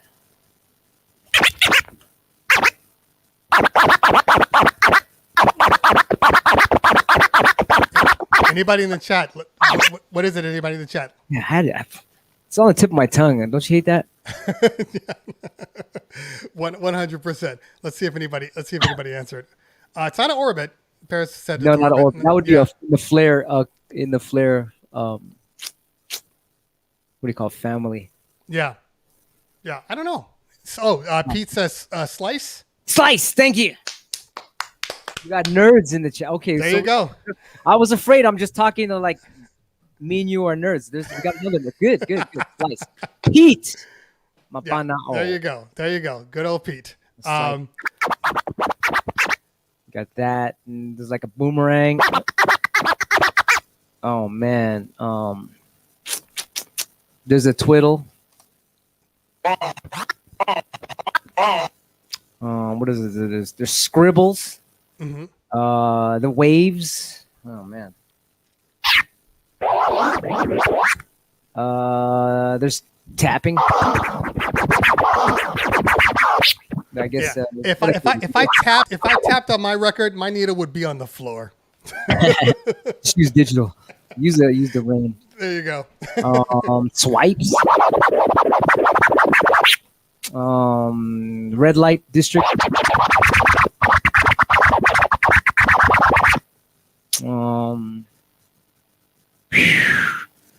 I'm trying to think of stuff that's not a combo. I think because that's another thing. That's like technically speaking, I would say like the Autobahn is a combo. Yeah, it's a 2-click. Yeah, that's a good one. Combo. It's kind of like, was it a delayed flare, 2-click, a super fast delayed click, 2-click flare with a swirl in the beginning. Quasars.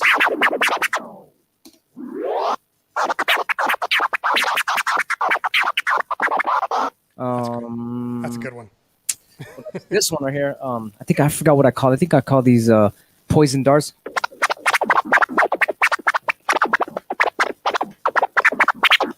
But that at the same time, it's like it's just stabs with the power off.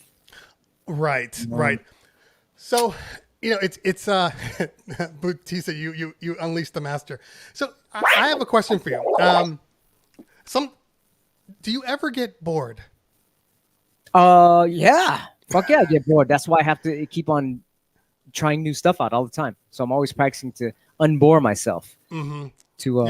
When I learn all these new rhythms, I'm like, oh, okay, I got to work on that. Or if I see something, I need to. I kind of suck on that certain combo. I'll work into that more. Kind of like I learned that from Jordan. Jordan was always the basketball player. Was always whatever he didn't know how to do well, he would practice that the most. So right. Okay, that's fucking the secret then. Yeah. Yeah, because it would seem like, because I think once you're operating in such a high level that it's when things just come effortlessly to you, it's just like you almost have to force yourself to do more. But then because you're operating at such a high level, such a speed, such an efficiency, that to like the layman's ear, we can't even understand what you're doing. You know what I'm saying? It's so different. Yeah. So I got to tame it down. Even when I start doing simple stuff, it makes me happy. Like I'll just do some chill stuff. Yeah. It's kind of fun. Exactly. Hold on. Let me get back to my. So here's the thing. I don't want to let go of all the questions. Let's talk about what you use to DJ with. Now, what mixer are you using right there? This would be the Tractor Z2 mixer, Native Instruments, and because as far as digital scratching, that would be the most accurate for me because it's double the processing speed of Serato, so it's gonna like have less, it's like less delay, less lag. Yeah, less lag. Sorry about that. Yeah, I get that. I get that. I just woke up. I'm sorry. And then I got these Gold Techniques SL 1200 GLD turntables. Okay. I don't know if you can. I can bring it up. I can put you full. Oh yeah, they're like. Is it like in the way? I'll show you. I like the gold. Can you see it? Oh yeah. Okay. Yeah. I love these. These are fucking I love limited edition stuff. And what model are those? MK what? Yeah, look on eBay. They're called SL 1200 GLD. I think they're like $10,000 each or something. Jesus. Yeah. That's a lot. Just kind of like it. I like it like that. Now you're obviously using Tractor. You prefer it over Serato. I've seen a couple of videos, people, obviously using you as promo, like for instance with Virtual DJ. They had a video with you on there kind of trying it out. I think it was with Stems. And you were raving about it, but that's cool. If you want to scratch on your iPad, if you want to use your phone or iPad as your laptop, then you that virtual DJ with this thing we made called the photon fader. It's all sold out now, but DJ pretty damn accurate on your iPad. It's interesting. Yeah, I've been really impressed by Algorithm. Like more so than any other company on the planet. I plugged in Algorithm DJ, and it works with the Rain One perfectly. And I love this interview, by the way. You are so fucking brilliant, knowing the shit. Like, thank you. This is dope. I'm learning a whole gang of shit. This is awesome. That's my job. That's my job. It's not just to be a ball buster. This is awesome. So you use Tractor, but there was a mixer, or is still a mixer, the Thud Rumble that you were pushing. Where are we with that one? What happened with that? That's a limited edition, the Thud Rumble. Oh, you're talking about the Invader mixer? Yes, the Invader. Oh my God, you're gonna need like a couple $1 million to make that. We started going into that, and we're like, it's kind of expensive, but the goal is still there. And if what do you call it? If there's a will, there's a way. So we're still looking at that goal. It always happens somehow, some way. If God wants it to happen, it's gonna happen. But if maybe God doesn't want it to happen, we're still gonna keep on. Well, chipping away at that. It's interesting because I think that you probably were just a little too early, in my mind, because because if you look at what's going on right now with things like Din and DJ and all of their things having hard drives and software in the systems, and you move over to even like record box and the thumb drives and being able to play them, like a lot of people don't want to use computers anymore. Like they're done with them. So I believe within like 10, 15 years, you're going to start seeing computers integrated into the mixers. That's a long time. I want to see it tomorrow. That would be great. In all honesty, like I want Serato to step their game up, because there's a lot of companies out there that are doing some real big things right now. And I'm sure Virtual DJ could figure out a way to put it into a hardware, they would, but you got to get buy-in from whatever manufacturers. But Serato, a company like Serato, a company like Pioneer and Recordbox could do it because, especially with Pioneer, because their stuff's all in-house. So there's no reason they couldn't put Recordbox into a controller or into a mixer. No reason whatsoever. I think that's where we're headed. Yeah, even Reloop, we're working with them and stuff, and so we'll see what happens, because they're pretty like forward thinking. They have a turntable, a Reloop turntable, with the Elite mixer, and they have the 8000, the RP 8000. Yeah, and you could play like musical notes on tone play. Now it's freaking dope. I will never get rid of those turntables. That's pretty cool. I haven't gotten them yet though. I'm still waiting. They sent me the mixer. And I tested it out, did a review, which is it's a good mixer. It's a good mixer. I didn't love it, but it's a good mixer. It is. They have to update one thing. I noticed the echo on it. They got to have echo on the analog side of. Agreed. Oh man. Yeah, that was a mistake. So, there was a turntable back in the days that my boy D Styles had designed. It was called the Controller One, where you could play musical notes on the turntable. Oh yeah, I know what you're talking about. So now they got that on the Reloop now. So because that Controller One, that's like $1 billion on eBay now to get one of those. That's so crazy. But now you got it on the Reloop turntable with the little musical notes on it, keys, whatever you want to call it. Now, have you thought about going crowdfunding? Yeah, we did. It's kind of like, we want to. I guess we could do that. We've done a Kickstarter before. It was the highest selling Kickstarter for any hip hop artist at one time, until De La Soul beat us. Thanks, guys. And that worked out well.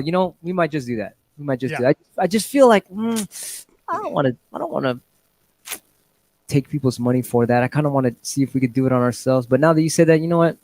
Maybe it'll work out that way. I think as far as an influx of cash, it's not going to get any better than a crowd sourcing. Yeah. We just did it before. And we're like, we want to try something different. But you know what? It worked. Might as well make it work again. So thank you for that. Maybe we will. Yeah, no problem. As far as I'm sure people want to know this. As far as like your fader is concerned, I don't know what fader is in the Tractor. Do they use it in a fader? Innofader stock, and I didn't do anything. But there's this thing called tuner control spray from Radio Shack. Okay. I don't know if I'm sure I keep on saying eBay, but it's almost like that's where you can get all the mystery shit in the world. So there's this thing called tuner control spray. You got to get the one that says lubricant and cleaner at the same time, not just cleaner or not just lubricant, but the lubricant and cleaner at the same time in one spray, and just go both sides, and that's it. Don't just 2 freaking sprays. Don't overdo it, and then that's what makes the fader real. Woo, exactly. Gotcha. Perfect. Yeah, I'm a big fan of InnoFader. They have a really good fader. The only issue I have with the InnoFader is I don't know if you've ever experienced it on yours, but every so often the contact won't release, and all of a sudden you're no longer doing cuts because it's like you gotta spray that shit in there. Okay. I'll tell you a secret about I'm not supposed to, or should I? I'll go around it. But anyway, there's 2 fucking of the world's dopest faders. We all the fucking nerd DJs talk about it. The 05 Pro fader, was super cool. It was the I think PMC. PMC and the 07 Pro, and then another company copied the exact feel of that fader and the roundness of the edge of that fader, and it's a really hard mixer to find. It's super expensive. It's called the what is it now? Oh man, I got the tip of my tongue shit again going. What is that mixer now? It's called the Eternal Fader. What mixer is that? Somebody say that. I know you guys know that. It's called a hack mixer. Hack mixer. Let us know in the chat. What's it called? Eckler. Oh, Eckler. Okay. Hack. If anybody ever feels the way that fader feels and the way it sounds and the smoothness to your ear on that, oh my God. That's why it's so expensive to get one of those. Like right now. That's look on eBay. That thing is non-existent almost. But if you ever get that, buy that shit. Okay. That's like I have that shit in my trophy case. I'm like, woo! If I ever need to do a certain special scratch on my album, I'll pull that out and hook that up and put it right back in the thing. But you see though, that's why I would consider you a actual musician, because a real musician, a guitarist, a lead guitarist will have 6 or 7 guitars, and if he wants to get a certain sound, he'll pull that guitar out, play it, put it away. That's I never thought about that. You're right. You're absolutely right. Wow, they do that. Absolutely. Yeah. You are a lead guitarist. You are interesting. Okay. So, as far as equipment is concerned, as far as I know, you're using Tractor. Have you used any other mixers? People always want to know. What do you think of the new S11? What do you think about the Rain 72? Do you have any opinions on that? I will say that the Pioneer fader on the S9, that's a damn good fader right there too. So I like that fader. The Rain, I almost feel like some of the Rains are a little bit. They didn't give me the new one yet, so I can't comment on the new one.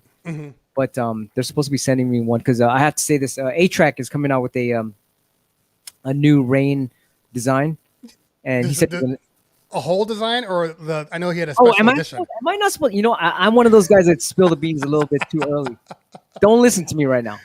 He's gonna send me one, so I'm gonna test it out. You are the Mark Ruffalo of DJs. At least you get to hear it here first from me. Well, I know he came out with when for what was it, the Fool's Gold, the competition. He had a custom designed all silver Rain 70. So there you go. Oh, never mind then. Yeah, it's out. So okay, he's gonna send me one of those, and I'm gonna test that out. So. Okay. So, what do you think about it? I have lots of opinions on these things. That's kind of my job. Okay. But do you have a YouTube channel where you review stuff? I do. I have a nice. Yeah. Do you do any drum machines? I'm really into the production side of the DJing world. I have not moved over to that yet. I started doing some Serato Studio videos, and I'm starting to kind of move more into that. So it's just a matter of time.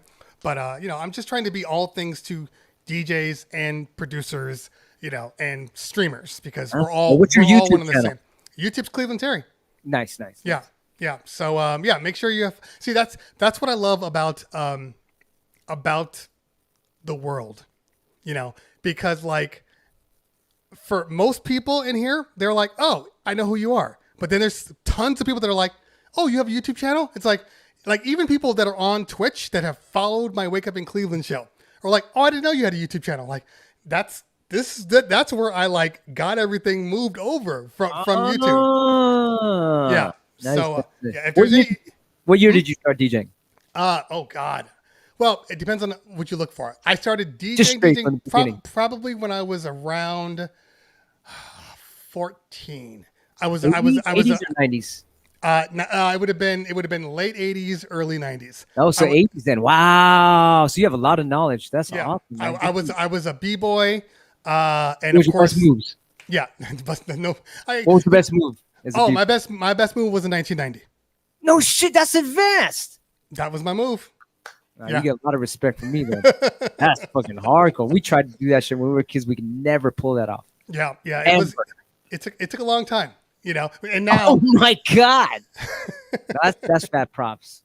That's ridiculous. I'm just going back to my child. Like, no one could ever get that move. If you guys figure out what a 1990 is, you're going to give this guy a lot of props too. No, I have no vids, guys. I got no vids. You liar then. And it's relay. Baddest b-boy in Cleveland. I'm from Los Angeles.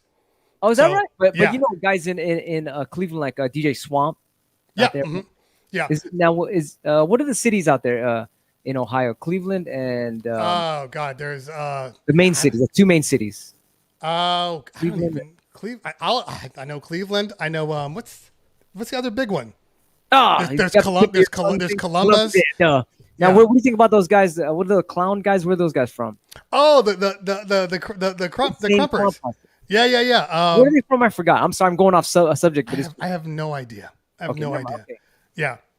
So getting back to your YouTube, you got. So you do reviews on YouTube, huh? Yeah. So Cincinnati. Thank you, Paris. He's from Ohio. Cincinnati. Yeah, that's Akron is obviously LeBron. Oh, there you go. So this is what I know. Because I've actually swapped out. If you like the Innovator, if you like the S9, then you'll really like the S11, by the way. Really? Yes, because the S11, they have a reinforced stem, so it's super tight. But is it light though? Is it heavy or light? Oh, it's light. It's light. Okay, good. I have an S11 underneath there. It's my favorite mixer. Nice. But and I love the Rain 70. I think the Rain 70 is the best mixer. How's that fader feel? So that's the thing. Is it light or heavy? It's heavier. See, that's I didn't want to say anything. Yeah. Yeah. It's a heavier fader. Why did they do that? Why don't they just talk to us? Well, it's like, well, just ask me why. It's better. It's better than the first version of the was it the Rain the 3? That was super heavy. That one was super heavy. That's the one. That's the one. I was like, what is heavy? Who the hell's giving their advice to these guys? Ask us. Like we're right here. Speaking of Pioneer, I see 69 Beats in the chat. What's up, fam? Good to see you, man. Ooh, I know that homeboy. What's up? Yeah.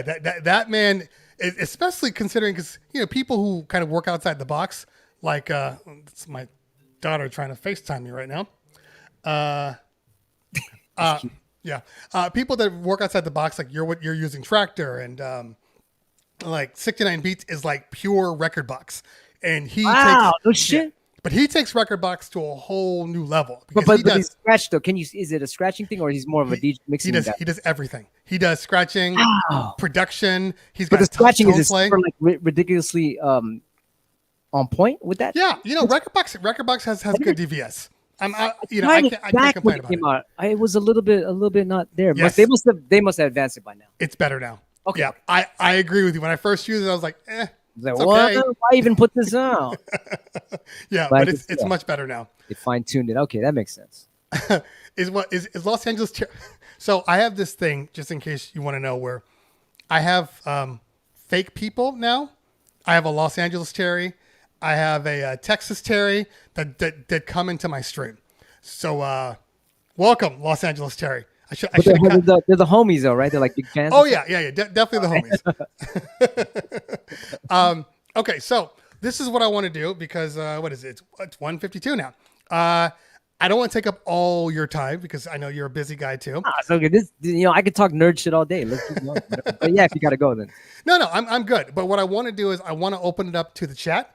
Because I know that they always have questions. So, guys, if you have questions you want to have for Q-Bert, just put the hashtag ask right in front of your question, and then we'll go from there. Somebody said, is torque still a thing?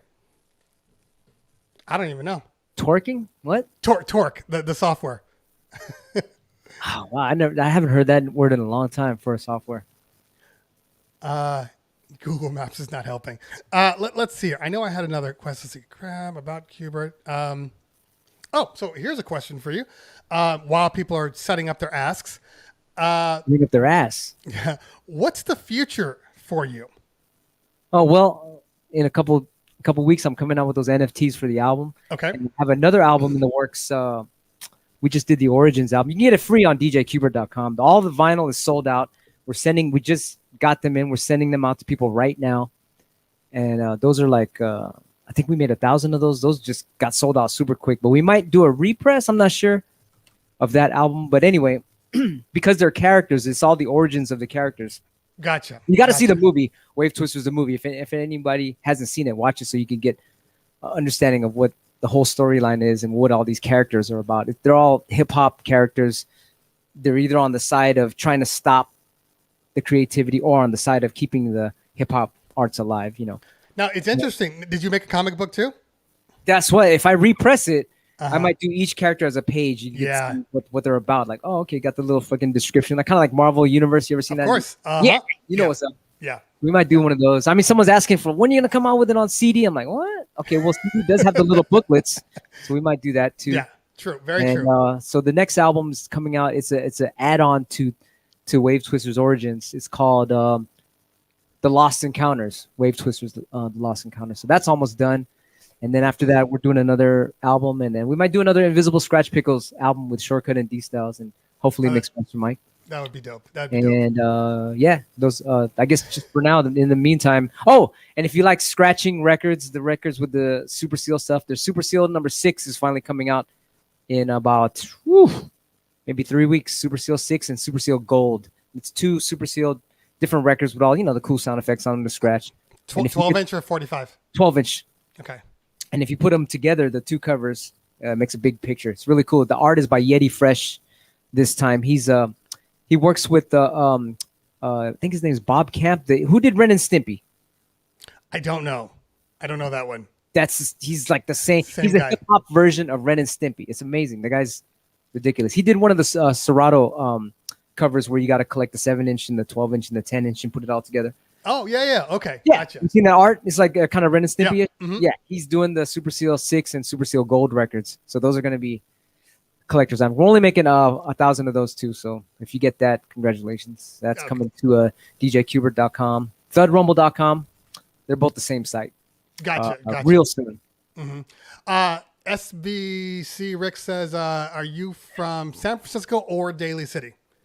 Definitely not from Daly City. I was born and raised from San Francisco. I moved to Daly City for 3 years, and when they made the movie Scratch, they filmed me in the Daly City house. So everyone's like, "Oh, you're from Daly City? Yeah, cool, dude." I'm like, "Nah. I'm an SF boy." Gotcha. Let's see here. Top 5 scratches to use in a battle. Transformers, stabs, flares, tears.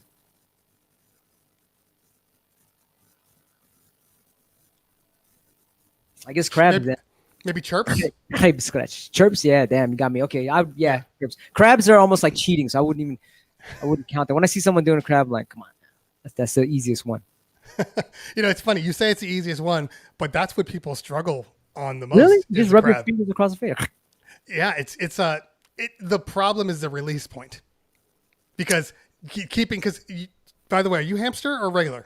I'm doing both, but 99% hamster for sure. Okay, so I've noticed that crab is easier on hamster because your hand is always in that position, but because on the other side it's open. So not open, but you have to keep your thumb pressed on the side, but you have to keep it loose to do the crab. Oh, I see it. Yeah. Yeah. So right. So I'm getting an extra click because I'm doing a flare crab because nice. Exactly. What an observation. That's interesting. Yeah. So, and by the way, do you? I know you say you swatch back and forth. Are you kind of ambidextrous with scratching? Can you scratch on both hands, or do you have a? Oh no! I mean, I'm learning. I can scratch okay on my left. I could do a lot of old school stuff, but no way am I confident on my left yet. I just do some, the old school Joe Cooley shits. That's this, a couple stabs here, a couple flares here and there, but not where I can get real deep into my spirit as I can with just scratching the way I normally do on my right hand. But I'm learning my left for sure.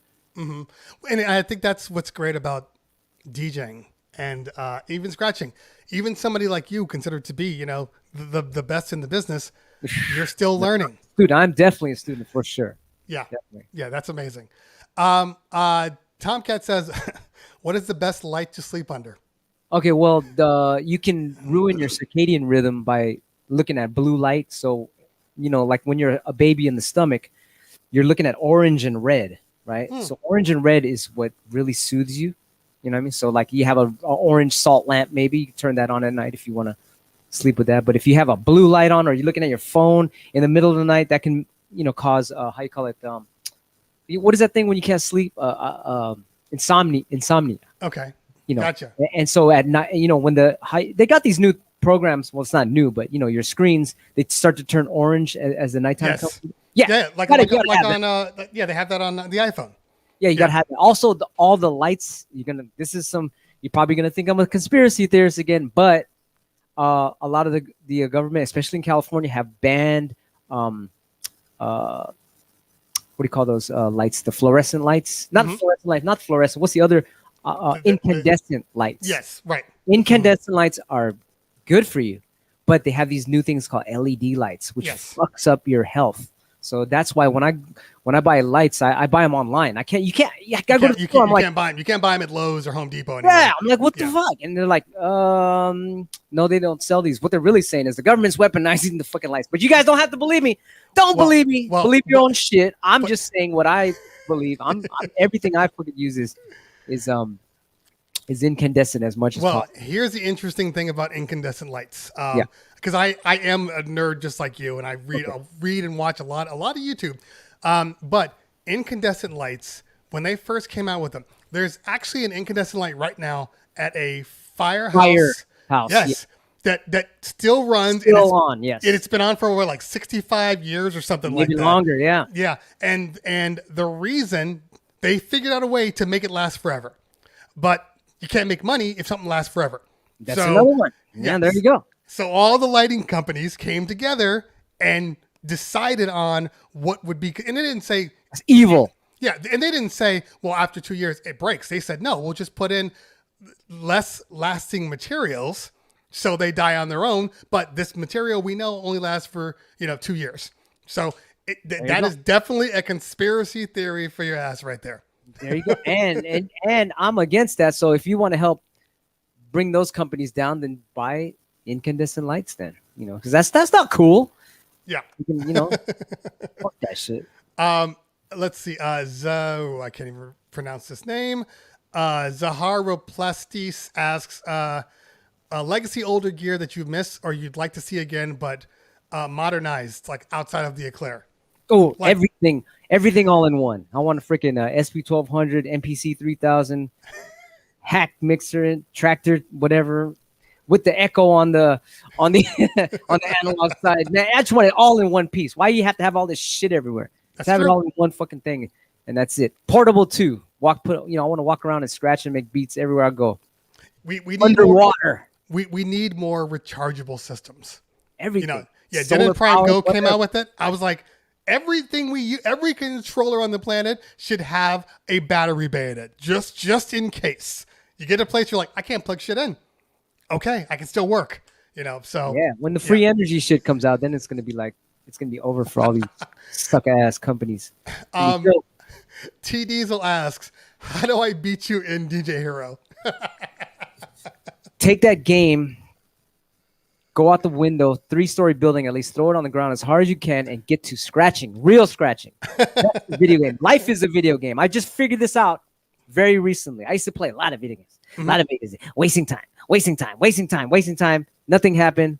Fucking just all disaster. And then later on, I'm like, wait a minute. If this is God's video game, like the whole thing is a matrix and all that, like this is fucking a video game. So I love video games. So now I'm like, okay, what's the next scratch? all right, what's the next beat I gotta make? I gotta make this album. Boom, boom. Life has become a video game, and it's so fucking beautiful, making everyone happy with your skills. And Oh, that's you're fucking gonna baddest you're gonna fucking video game. you're gonna nerd people out right now, because literally I could talk about simulation theory and all of these things for It is. hours and hours and It's- hours. It is. I mean, music is. Look at music. We're just fucking counting numbers. Those are fucking numbers. Everything is fucking numbers. The fucking the way the music is divided into triplets, into quadruplets, quintuplets, all numbers. We're just listening to math. We're living in a fucking God's video game. Yeah. So when you figure that out and you start making the world a better place with your skills, you're gonna win this video game, and it's awesome. Yeah, there are persistent numbers throughout the universe.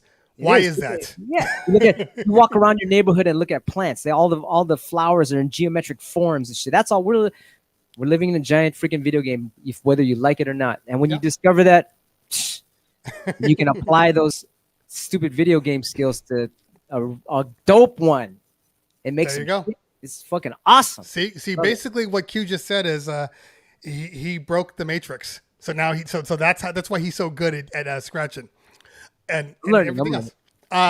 Let's see. Atomic 07 says, what DJ needles, slip mats does DJ Q-Bert use? You're Ortophone guy, right? We have an Ortophon line, Thud Rumble DJ Q-Bert Ortophons. Those are good for digital. I also, for analog, I can't front on the Shure M44.7s. Those are good. And if some, those are all sold out, but you can always buy the cartridge, and then you can get those replacement. I think they're called Jico needles. Jinko, yep. Yeah, I heard those are pretty They're freaking good. They're Those good. and then slip mats, butter rugs, butter rugs, slip mats. But I gotta tell you, there's this one secret that I use here is you cut out the freaking slip mat. We used to sell these things. We call them flying carpets. We sell them, but they were all sold out. We don't even know where to get them anymore. But we cut these out of record sleeves. Oh, okay. And then you just put that under the butter rug, and it's like you're ice skating. Gotcha. But some people don't like it that slippery. I like my shit like fucking oil and shit. I guess, or are we all part of the universal? Okay, this is interesting. Let's see. DJ Divine Justice says, is hip hop a black art form and everybody else, I guess, or are we all a part of the universe vibration and the idea of ownership is destructive? That's actually a very good question. At least for me, I understand the whole point of one world. I completely understand that, and I agree with it. I think if we were all operating under the same guise, the same rules, and everybody was the same, I think that argument could definitely be made. That it shouldn't be about black, shouldn't be about white, shouldn't be about Asian. It should just be the human race. I agree. But in certain cases, there are proven issues with people keeping other people down, and historically speaking, it's been documented. I'm not even talking about black people. I'm talking about just in general that this is what, unfortunately, a lot of humans do. Greed kills. There's a saying.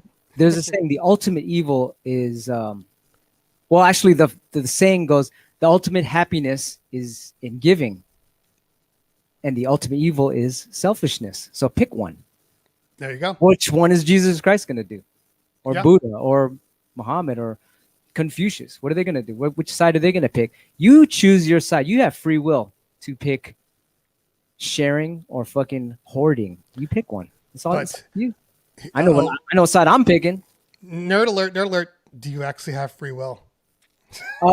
It is both. So God created you to have free will, but it's already planned. So it's both symbiotic relationship living together at the same time. It's Mass Effect. Universal Will says, when all is okay to travel for touring, will you come back to Ottawa, Canada? I travel all the time. Actually, I got a couple shows right now. I'm going to be in Miami in a couple of days, Arizona in a couple of days, and then Chicago for this DJ Expo thing. And he said, will I come back to Ottawa, Canada? Yeah, wherever they hire me, I'm there. Shit, they pay me. I'll fucking go out there, whatever, hang out, DJ, walk the dog, whatever. You tell me what to do if you pay me that big money. Fair enough. SB Rickley says, what is Lifestyle Productions? Rick Lee. So I like to let everybody know this guy talking right now, Style Beyond Compare, Rick Lee. He was a big radio DJ out here in the Bay Area. What's up? Anyway, he's just saying what's up to my crew, Lifestyle Productions. That's my old crew. I said we mentioned. You mentioned it earlier. Yeah. Yes. SPC Rick Lee. Rick Lee's in the chat a lot, man. Appreciate you for hanging out as always. Oh, what? Yeah, dude, that guy's huge out here in the Bay. Wow. Yeah, He's like the main DJ. He's like I don't know when Kiss FM. Who's the main DJ out there? Oh, out here. I don't even listen to radio anymore. Oh, okay, never mind. I was saying something about New York, like Marley Marl was on the radio or something. Right. Yeah, I can name all the old guys. Just the new guys, you know. Yeah, I mean, Felly Fell. I think he's still on there. All right, let's see here. Let's see if we have any more questions. Somebody's throwing numbers in the chat. Icy Ice in the chat. What's going on, fam? Good to see you, man. Everybody. That's Beat Junkies right there. That's my man. Yeah, I go onto his stream on Twitch and I'll scratch to his music like for hours. Fucking awesome DJ. Yeah, Icy Ice is absolutely killing Twitch right now. Yeah, that's the homie. Hell yeah. Yeah. I like his piano in the background too. Does he play piano? Ask him. I don't know. Yeah, he has a grand piano behind his DJ setup. It's that's right. Yeah. Yeah, you know what I'm talking about, right? Yeah, I do. Oh, here's piano. What you said? Do I play? You play keys? I do play keys. Yeah, I've been producing for a long time. So I've used them all. So I've gone. I started with the MPC 2000 XL. I had one of those. Yeah. Then I moved over. I started doing some MIDI production in Steinberg's Cubase. Then I moved over to Pro Tools. And of course, I always had all the hardware, the Rolands, all those guys. Like I had all those. But then I moved over to Ableton, and I started questioning. Once Ableton fixed their swing, because for the longest time it was just like rigid, and I just didn't like the way it sounded. But once they fixed their swing, and you could get kind of that MPC feel, I just moved right over to Ableton. So I've been using Ableton and now Serato Studio, which is really, really good for people that just are trying to like get ideas out, do quick blends and remixes. Wow. Like Serato Studio, when I did the videos, a lot of people were like, "Oh, come on, man. You know live is better." And I kept telling people, it's not that live isn't better. It's that Serato Studio is different. It makes things easier. And then when people started using it, everybody in the videos are like, I've made like 12 new blends, 8 new remixes. I'm in it every day, because Ableton, as good as it is, can be limiting. Like Serato Studio is designed for you to make music. And what sounds more warmer of the two? Well, that's all relative, because I don't like. Tweak Music Tips is in the building. Tweak Music Tips says that there's a way to make Ableton sound great. I've never loved the sound of Ableton. It's a little bit, not as warm as like a thing. Exactly. So what I used to always do is make it in Ableton and then literally push it all to Pro Tools, and then do all the mic work, all the engineering in there. But Tweak Kova says that you can make it sound good. He's the only one that has ever said that. Interesting. Why do you think it sounds more warmer in Pro Tools? Does Pro Tools do something? I believe it's a summing bus. A what? The summing bus. So when you bring all the stuff together into that one master track, Pro Tools just does a better job at summing than Ableton does. Interesting. So but and then there's also Logic too. Logic does a great job too. I have the new Logic. Sounds warmer, Logic or Pro Tools? That's a good question. So here's the thing. Pro Tools always sounds warmer when you drop a whole bunch of Waves plugins on it. Like all the digital stuff requires plugins. Like you can't just record straight in and have it sound warm, in my opinion. You always need the plugins. So, well, like what plugin would you use to make it sound warm? I always use Waves. The L1, the L2. Yeah, me too. Yeah, the C4, like all of those ones that add a little bit of distortion, a little bit more compression to it, and then your stuff sounds amazing. And now Waves is dirt cheap now. When I used to buy Waves, it costs like $700 for like one package. Now I go online and it's like, oh, subscriptions, $10, and it'll give you like all the main ones that we've always used, $10 a month. I'm like, and you don't have to you just use them when you want to use them. I'm like, I don't love subscription based, but when something costs $700 to $1,000, I'm a fan of subscription. You know, especially when you only need to use it for maybe a mix down. You know what I'm saying? You know, I use Pro Tools sometimes, actually a lot. What do you think about that freaking dongle you got to use all the time? When are they going to get rid of that shit? What the fuck? So always hated the dongle. I thought that was the dumbest thing they could have done, which is why I think a lot of people moved over to Ableton. Yeah, I think that's that greed shit we were talking about earlier. Yep. It's actually hurting them. Yeah. I know they've gotten better. I haven't used the new ones, but I believe the new ones don't require a dongle. Ooh, really? But there is a question and answer. It always has to ping the servers. Yeah. What if you want to use it on the airplane or something? It's gonna do that. I think there is a delay. Like if you do it gives you like a couple of days. But every so often it requires you to click on. God. So, but the funny thing is, Rekordbox does the same thing. So if you're on a subscription based on Rekordbox, it needs to ping the server. So a couple of times, I turned it on in a dead zone, and it was giving me the hardest time. That's what I'm saying. Like, why would they do that? Like, let's say you're on a deserted island and like, okay, you're going to have to DJ here for the next month. Good luck. Then you got to fucking log on to them. Like, it's not going to work. Like, they got to stop that evil shit. Right. So here's the thing. So Mikey Jukes asked, when are you and Cleveland Terry coming to Hoy Scratch Session? So there is a channel on Twitch called the Hoy Luck Club, and every Tuesday night they have scratch sessions. Everybody gets on via StreamYards, and then they all Tuesday nights. I think What time? What time? I think it's 7. I think it's 7 Pacific. Mikey, throw it in the chat. It could be 6 Pacific, but then they go from like 6 to like. It was yesterday. Yeah, but then they go for like 4 or 5 hours. Like I always get on late. But yeah, so they're inviting you on. So okay. Yeah, mods, throw it in the chat. Throw their info in the chat for me. Nice. That's good to know. Okay, let's see here. I gotta say something. Earlier you mentioned this is a different waves, but earlier you mentioned about waves and MP3s. That blew my mind. I'm gonna have to start putting, because I have a gang of MP3s and waves on my website for people that download a lot of music for free. I'm gonna start making more MP3s. So here's the thing, actually. Bobby Promo, who's a big promo guy for the music industry, sends DJs music, and for the longest time he was sending waves. So people kept saying, can you just put them in an MP3? Like, I'm playing them online, like it's not a big deal. And he asked people, he's like, hey guys, should I just start converting them to MP3?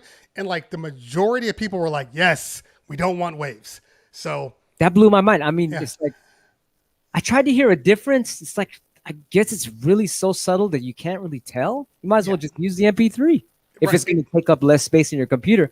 I'm so glad I listened to your show today. Yeah, and we're talking massive amounts of space. I mean, a WAV file, what is it? Normally like 60 to 80 megs for a WAV file, give or depending on how long the song is.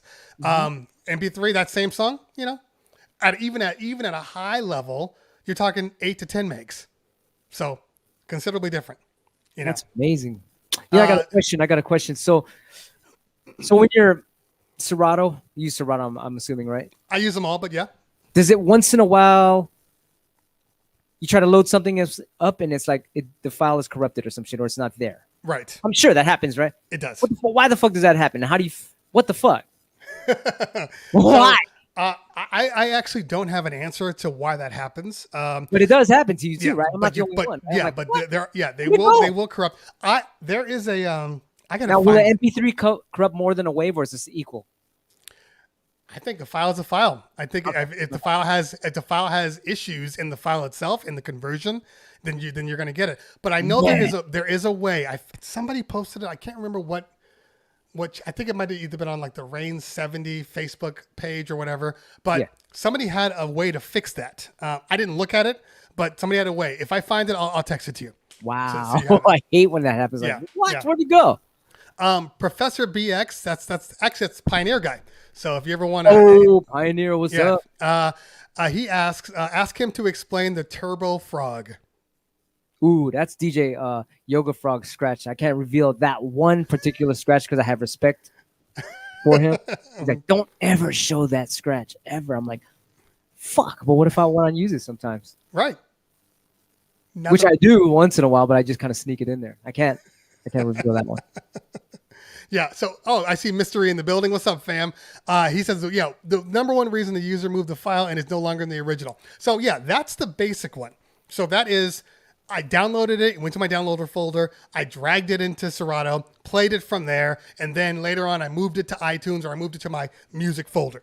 Okay. Gotcha. So if that's the case, then you just have to just run another analyze. And have it and just point. And the thing is, a lot of people don't know. They think that when you analyze your folder, like you have to analyze the entire database, which isn't actually true. You can just choose which folder you want to analyze, and then it'll just analyze what's in there. You know. So right. yeah. So and might do it right now. Yeah, and I don't know if they fixed it, but I'm telling you this, for me, I can't get Serato DJ Pro to actually analyze my files. It just corrupts. So what I've had to do is I had to download the legacy Serato Scratch and then run it, the old one, the original. And it doesn't work with any hardware. Yeah, and then I just analyze it from there. Perfect. Just like that. All right, let's see here. I love all this stuff. It's so fucking cool. So Tweak Music Tip says, answer to corrupt file, put it in your DAW, rebounce the file again, almost always fixes the corrupt file. Big shots to Tweak Music Tips. There you go. Tweak in the house. Yep. And once again, thanks for the raid, fam. Appreciate you. Chris Cray is in the building. Good to see you, man. Let's see if we have any more questions. What time is it right now?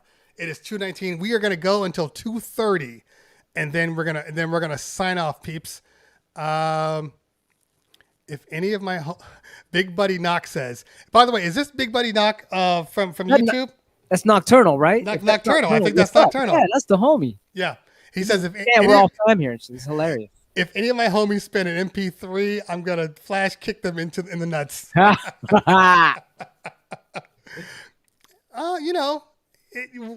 there now. We're there. We're there. Where you know what you could do. You could, if you convert it to AAC, that's a better conversion than MP3.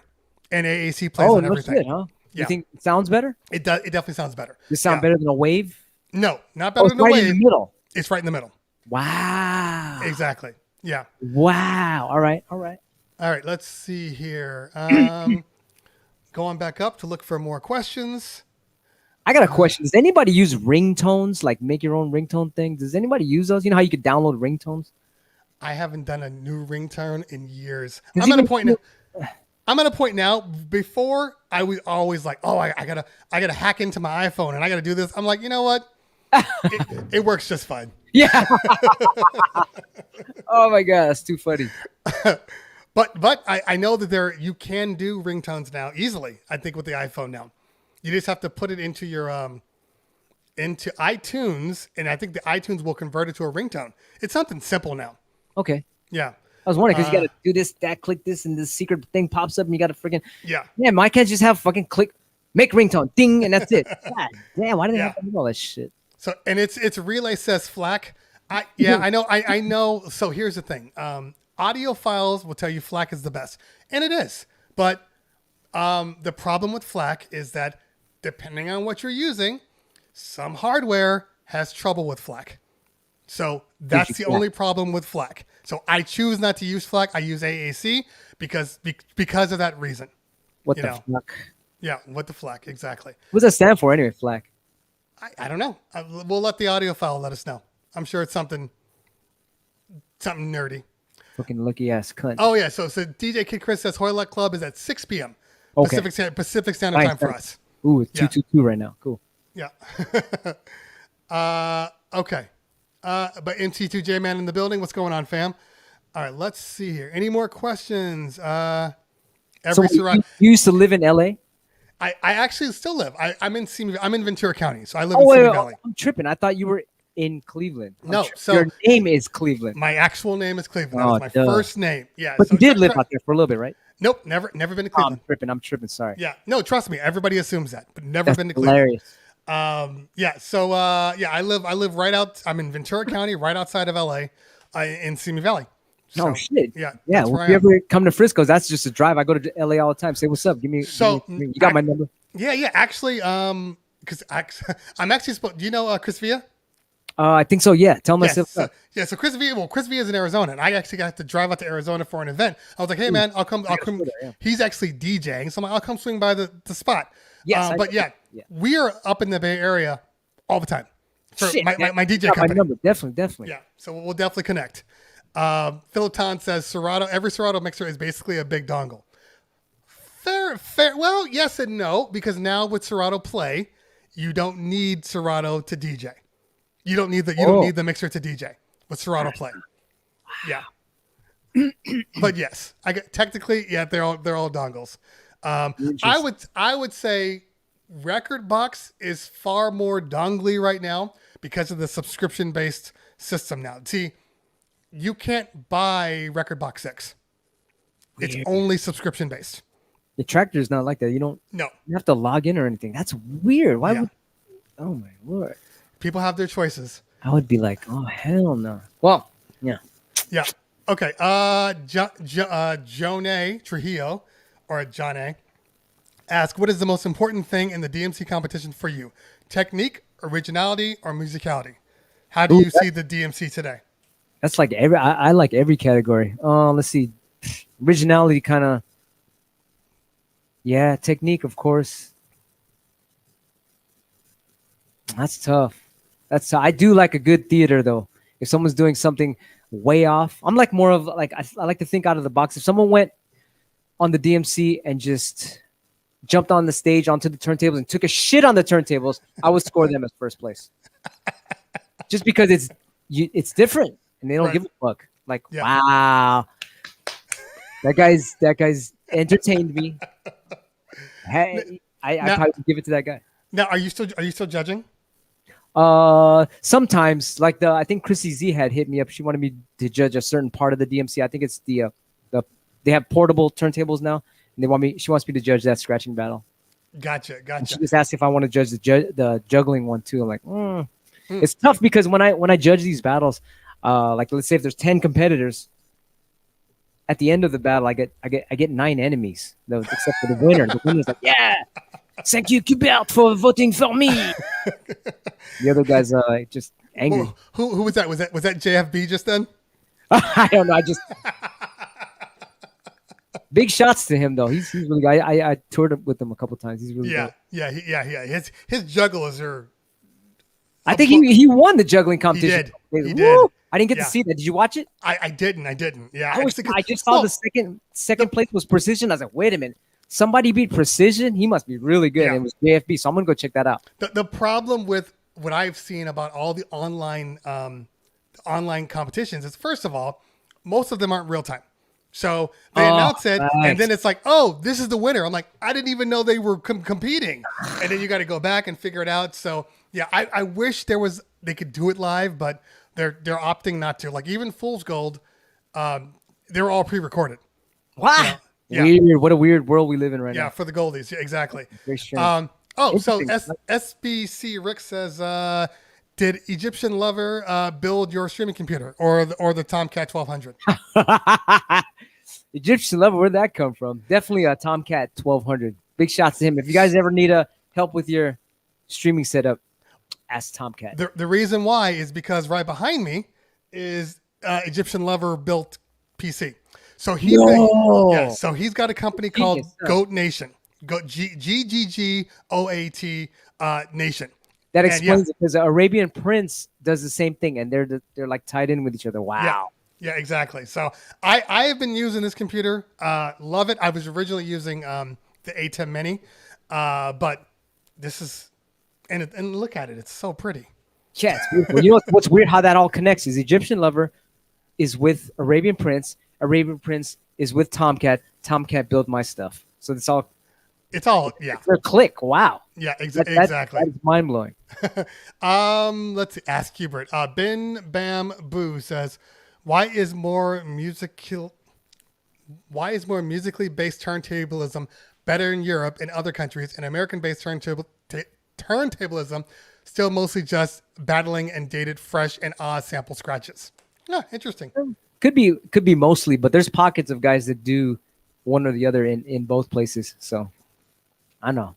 I look at the originality still. Yeah.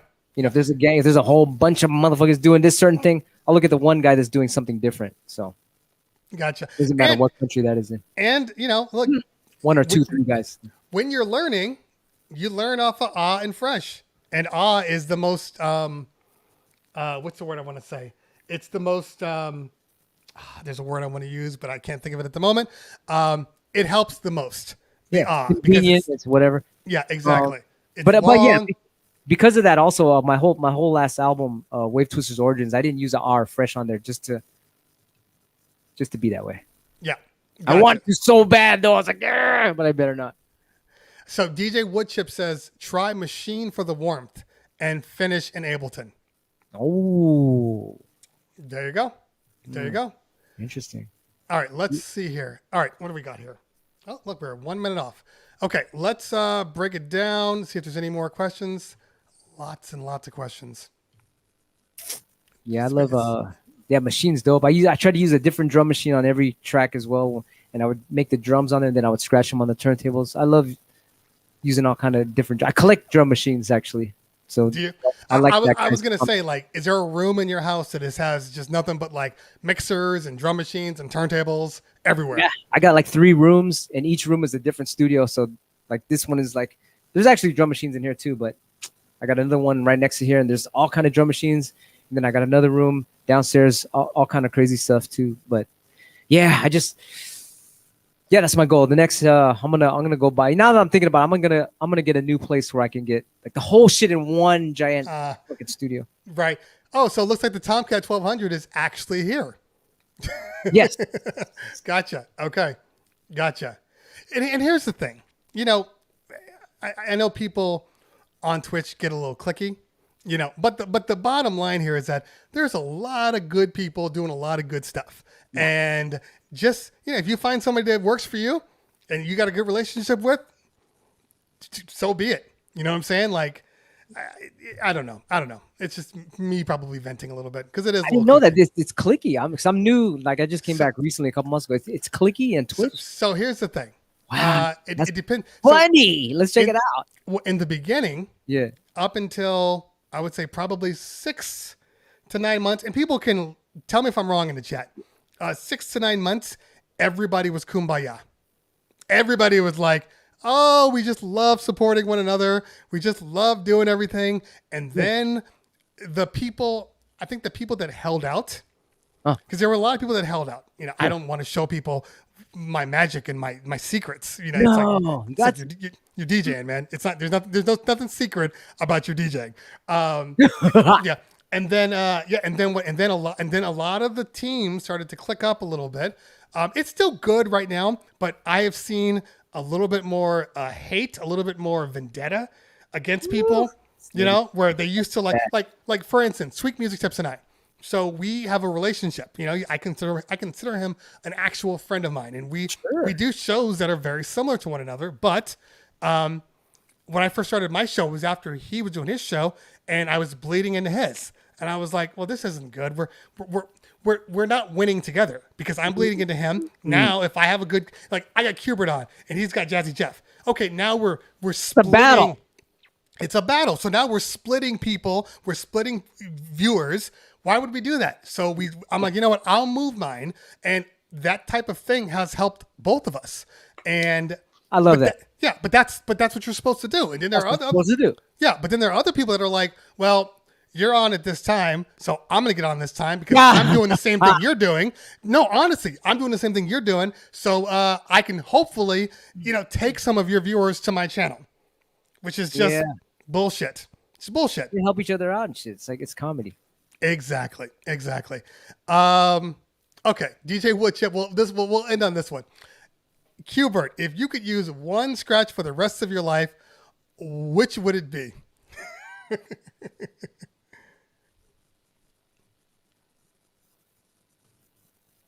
That's a fucked up question. That's like saying, If you could use only one word for the rest of life, in the Choose whole, one child. Choose your favorite child. If you had to, it's like, come on.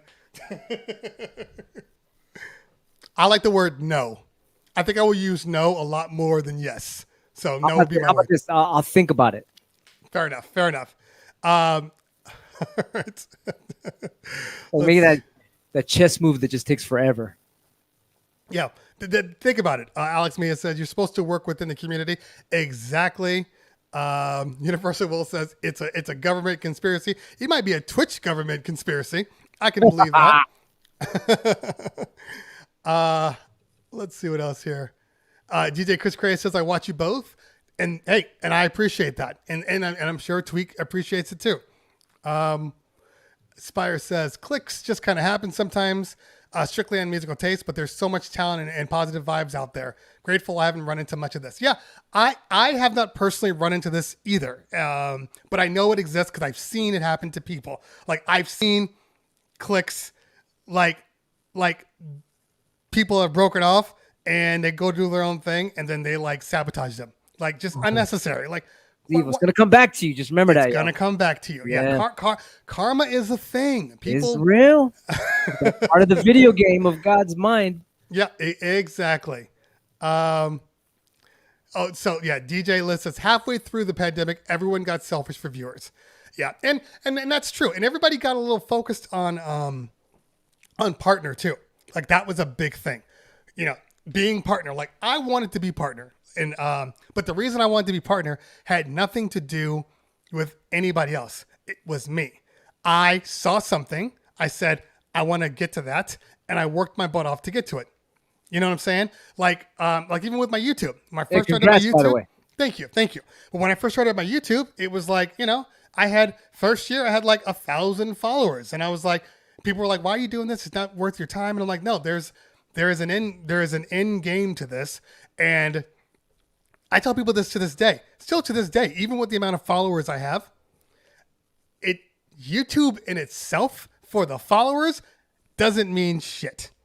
What happens is manufacturers and people and experts will see your stuff and go, hey, can you do a video for us? Hey, can you speak for this? Like BeatSource is having a panel next month. They asked me to speak on it.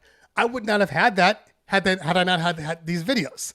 You get what I'm saying? So it's like, yeah, you sometimes you got to do things because there's more to it. People that are on Twitch right now, I've heard of people like, oh, I DJ on Twitch. I've booked all these major events for myself because people just saw me. They love my personality, so they hired me. That's what it is. Everything you do is a commercial for yourself. You're your brand. I don't know. People are dumb. You know, which is why it's funny to me when people are like, I don't want to be on Twitch because of whatever reason, or I don't want to do this because of whatever reason. It's like, you don't care about your brand? You don't care about like staying relevant? Like it's weird to me. It's weird. It's kind of fun too. Like all the little chat going up or whatever it has like you make your own emojis or whatever, emotes. Yeah. Oh, so and here's a question for you. So as you've been on, because of quarantine, because of Twitch, do you find yourself, have you become better, cleaner, tighter? Absolutely. You know what I'm saying? Fucking, but stream and hone your skills and make beats. You could be at home playing video games and wasting time, but like I said earlier, this whole shit is a video game, man. I love it. It's like, wow, I've definitely got sharper, and I've definitely learned so much from watching everyone, and like even you right now, I'm just learning from you. The whole shit is a school. It's like the whole everything is a school. You get, but you could turn everything off and be depressed and not learn shit. Of course, everything's gonna go freaking downhill. Hello, wake up, like be happy for this moment. Like, wow, I got time to freaking study. I have free time. This is awesome. Let's go check shit out. It's beautiful. Exactly. PJ says Cleveland Terry grew faster than I did. Took 8 years to get my first 1,000. Yeah, I'm on. I think this is my fourth full year. I just hit 4 years. Congrats! When it first came out as well. Yeah, and so now, PJ. In all honesty, I love you, man. But you are my, you're my rabbit. I'm chasing you because he has like I think have you hit 30,000 yet? But I'm like, I want to pass PJ. I want to pass PJ. Nothing personal, but I need something to go after. I love PJ though. Yeah. So I gotta mention one thing is that you'll do the video, whatever your Twitch thing, and then you play some music, and they'll mute stuff out. Yeah. Like I can't wait for the day when that freaking law is just abolished. That's like Agreed. so bad. Yeah, agreed. And it's I don't have a problem with the law, meaning the artist should be compensated. I don't have a problem with that. But I believe in karma, right? It's gonna come back to them. Like what the fuck? Just let the fucking thing play. Well, come back to them. And that's the thing, because like when what does it say? Dogface did the cranberry juice commercial where he's on a skateboard or whatever, and he's skating and drinking the cranberry juice. That song was #1 on all the streaming services for like 3 months. You mean to tell me that if they had their way, not the artist, the label, the publishing, and would have cut that song, the artist that they represent would not have seen that success. So what do they think we're doing on Twitch? We're playing music for people to hear, for people to go, this is really cool. Let me Shazam this. Now let me play this on iTunes. It's dumb. They're ruining their karma. They're stupid. Yep, exactly. So by the way, did you think about it? The one scratch? I'm still thinking about it. What'll have to happen is we're gonna do another show. Yes, exactly. We'll do another show, and we'll just talk about that. Yeah, that was the first question. Yeah. So okay, it is a good ass question too. It's a very good question. Yeah, and people always ask. They'll ask me like, oh, "What's your top 10 blah blah blah songs?" And I'm like, I love music. I don't have like a top 10. I just love music, And so, if you were driving around in your car right now, what would you play today? Wouldn't be any of the top 10 music that anybody's listening to. I agree. Yeah, I agree. Nobody tells me what's fucking #1. Fuck that shit. Exactly. Like for me right now, I'm all into like the alternative R&B, like all the British British R&B singers who are all white, mind you, but they sound like old souled black dudes from like the 60s. They're dope as hell. Yeah, name some people. Well, one of my favorite producers is Lido, Lido. He's also a singer too, but he makes it's like emotional hip hop. But he's a singer, but his stuff is just like next level. Lido reminds me of like a Amy Winehouse kind of thing. No, he's not. He's not like that. If you were doing but that, the concept you're talking about, it almost sounds like a black jazz singer. Yeah, there's a lot. But it's white. Yeah, I have. I can pull up. Let me see here. I got a whole bunch of artists in my playlist. I need to know. So often, I like that genre. Yeah, but who's great? One of my favorite. Actually, I like Rex Orange County a lot. Rex Orange County is dope. He is like a piano hip hop guy with the drums or hip hop drums in the background. Yeah, But it's just there's a style about him. He doesn't sound like anybody. Let's see who else. Can I ask you a question? What do you think about everything? Is the last couple 5 years of just everything is 808 drums? What do you think? I mean, I love 808 drums, but goddamn, what do you think? Yeah, I'm like it's a necessary evil because we are DJs and we got to play what people want to hear. But it's I hate to sound. But I'm talking about the top 10 is always in that. All that trap stuff is all the same. It's all the same samples. I guess you could make the same argument for like when Dre became like the guy, Dr. Dre. Okay, yeah. Everybody started producing like him. You know what I mean? Yeah, you're right. And I love Dr. Dre. Actually, we've done like his kids events and stuff, his Sweet 16s and everything. Like he's a dope dude. But I feel like him and Snoop just ruined music because right before that, remember, it was all East Coast and jazz Ooh, a lot influenced of hip variety. hop, a Yeah. lot of variety. Yeah, and then Dog Pound came out, and the cry, and then everything just like Sounded left. the same. Oh, Yes. Yeah. That was a great historical point you just brought up. Wow, you're right. I agree. Yeah. Okay. Yeah. G Funk era. Exactly. But For me yeah, too. but there's so many people. I like this dude called Benny Sings. He kind of reminds me of like a his voice sounds like Chris Christopherson, but it's hard to explain. It's hard. But Benny Sings is dope. There's a dude called Still Woozy who's dope as hell. I just listen to everybody. Caravan Palace, they do a whole bunch of like hip hop influenced like flapper music. What's that? It's like the old school. You know, like all that kind of old school like what's the like Busey and all of the old style swing music. But they've made it into like more like current music. Interesting. DJ Dam says it's electro house. Yeah, it's hard to explain that. When I say electro house, they're like, I don't understand what's electro house. House is electro, you know. But it's just a different style altogether. So anyway, there's a lot of music out there that I listen to that is not on. And I'm a big fan of like the K Tronada vibe. Like all the K Tronada sounds and the people that are making music like K Tronada are all winning in my book. Love them.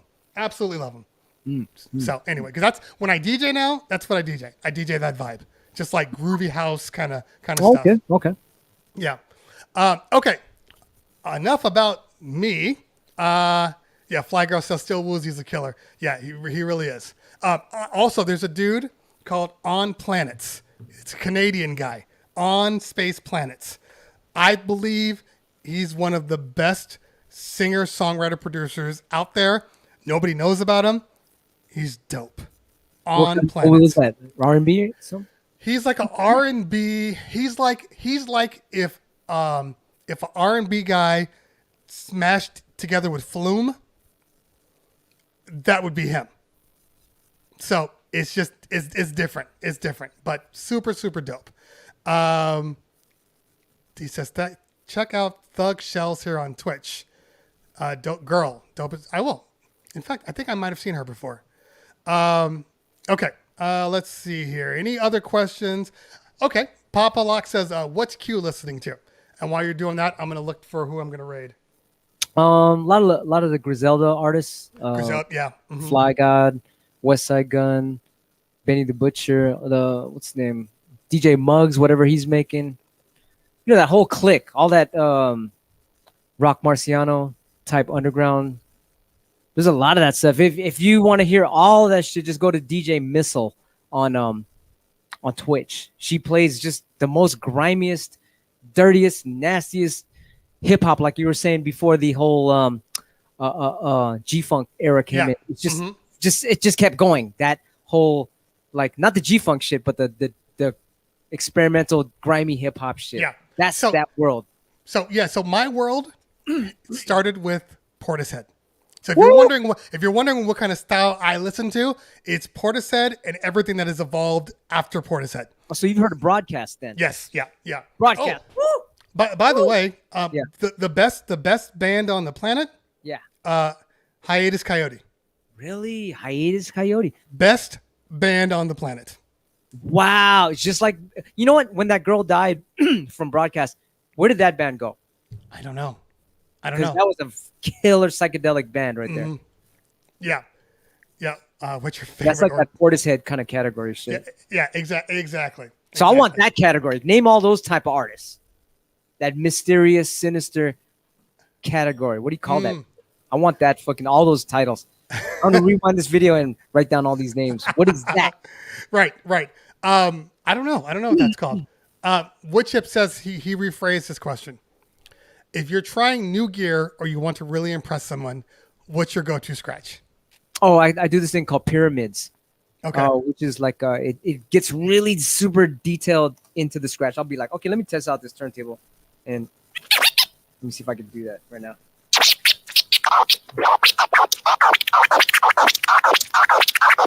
If I could pull that off on New Gear, I'll be like, yo, that shit is accurate.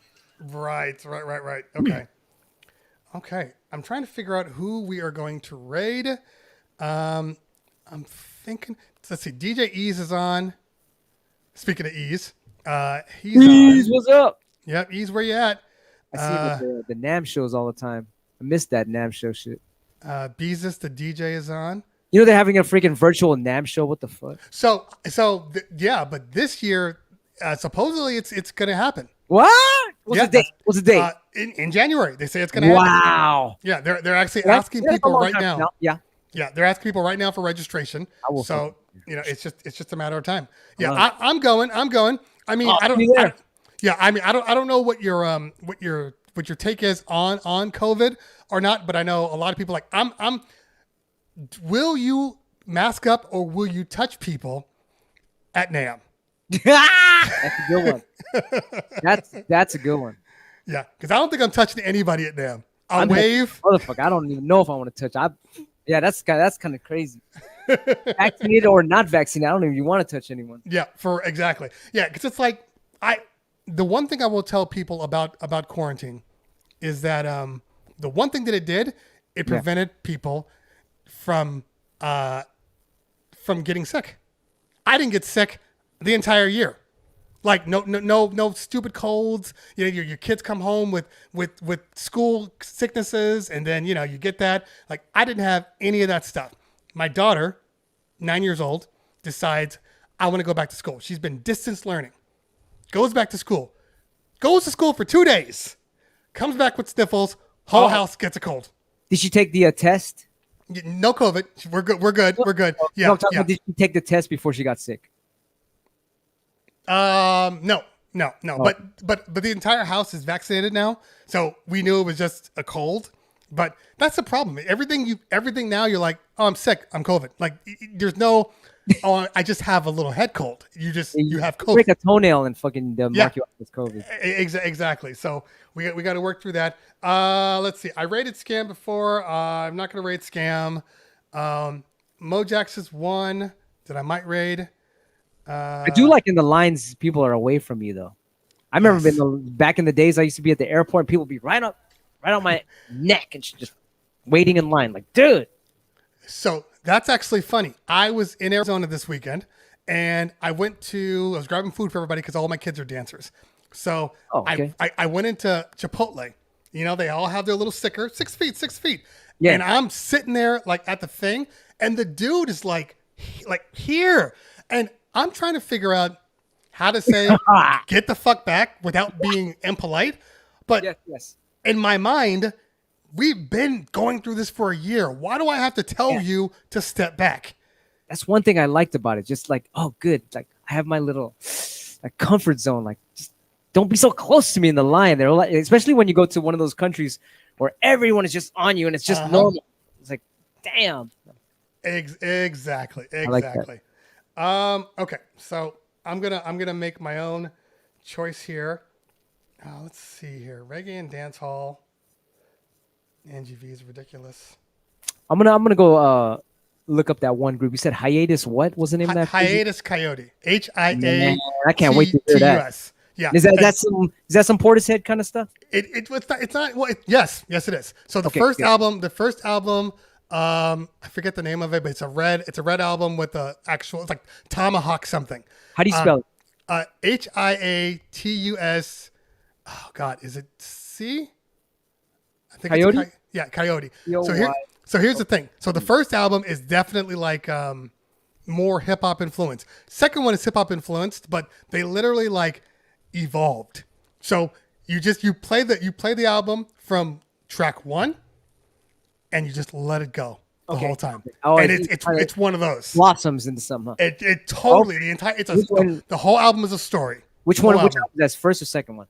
That's the second one. But you got to listen to the first one too. The first one is definitely more Portishead, but the second one is so musical. The musicality in it is second to none. I like that. I like to hear that. Yeah, exactly. Yeah, guys, we talked about Tractor, so we're not gonna talk about Tractor again. Okay, I'm just gonna make a Coyotes with a K. Thank you. Oh, with a K. With the K. Hiatus Coyotes with the K. Oh shit! I'm gonna fucking pick that up. Yeah, definitely do that. Oh, it's all spelled weird. K-A-I. Yes. Oh, Yep. nice. What do you think about the third album? Sucks. You know how sometimes the artists, as they they start going a little bit commercial, and it's like, oh man. It's actually not out yet. So they've had remixes. This album, they've released 2 songs and they still sound amazing. And then I think it comes out either June or July. Oh shit, that's right now in a bit. Yeah. Wow. Yeah. So okay, let's set this raid up. All right. Hopefully. Where is my raid? Oh, I'm on Twitch. If you guys don't know, add me at DJ Q-Bert. Yes, definitely. Totally forgot to go. Now, do you have an actual time that you go on? You know, I'm still learning Twitch, so I'm like I go on every other day, every 2-3 days, but it's a pop up because I'm experimenting. But it's starting to become like near midnight around. Gotcha. Well, since we are on, let's surprise somebody. What's I have to mute it so it doesn't monetize me.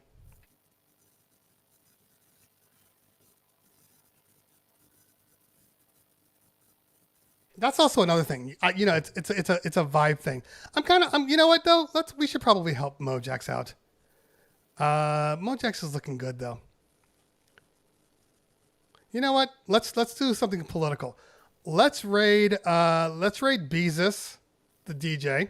Oh, that's the homie. Yeah, let's raid Beezus because I haven't had him on yet. So let's bring him on. Hey, mods, because something's acting stupid on my thing. Can we raid Beezus? Beesus, the DJ? And let me know when. I just followed you right now. Oh, dope. Cleveland Terry. Wow. I know, such a boring name that who knew that it was going to turn into a thing where people are like, "That are you from Cleveland? Are you this?" Like, I have to answer it so much. Sorry. Yeah. So okay, ladies and gentlemen, I need you to throw the ones in the chat for this absolutely amazing show. I'll let Q-Bert know that he was.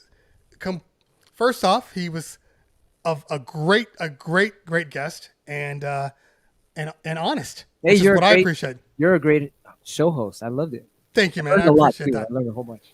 Well, that's why we're here. We're here to do that. Tomorrow, guys, we are doing Tech Thursday. Tech Thursday means anything and everything related to DJ gear, related to problems with software or streaming, anything.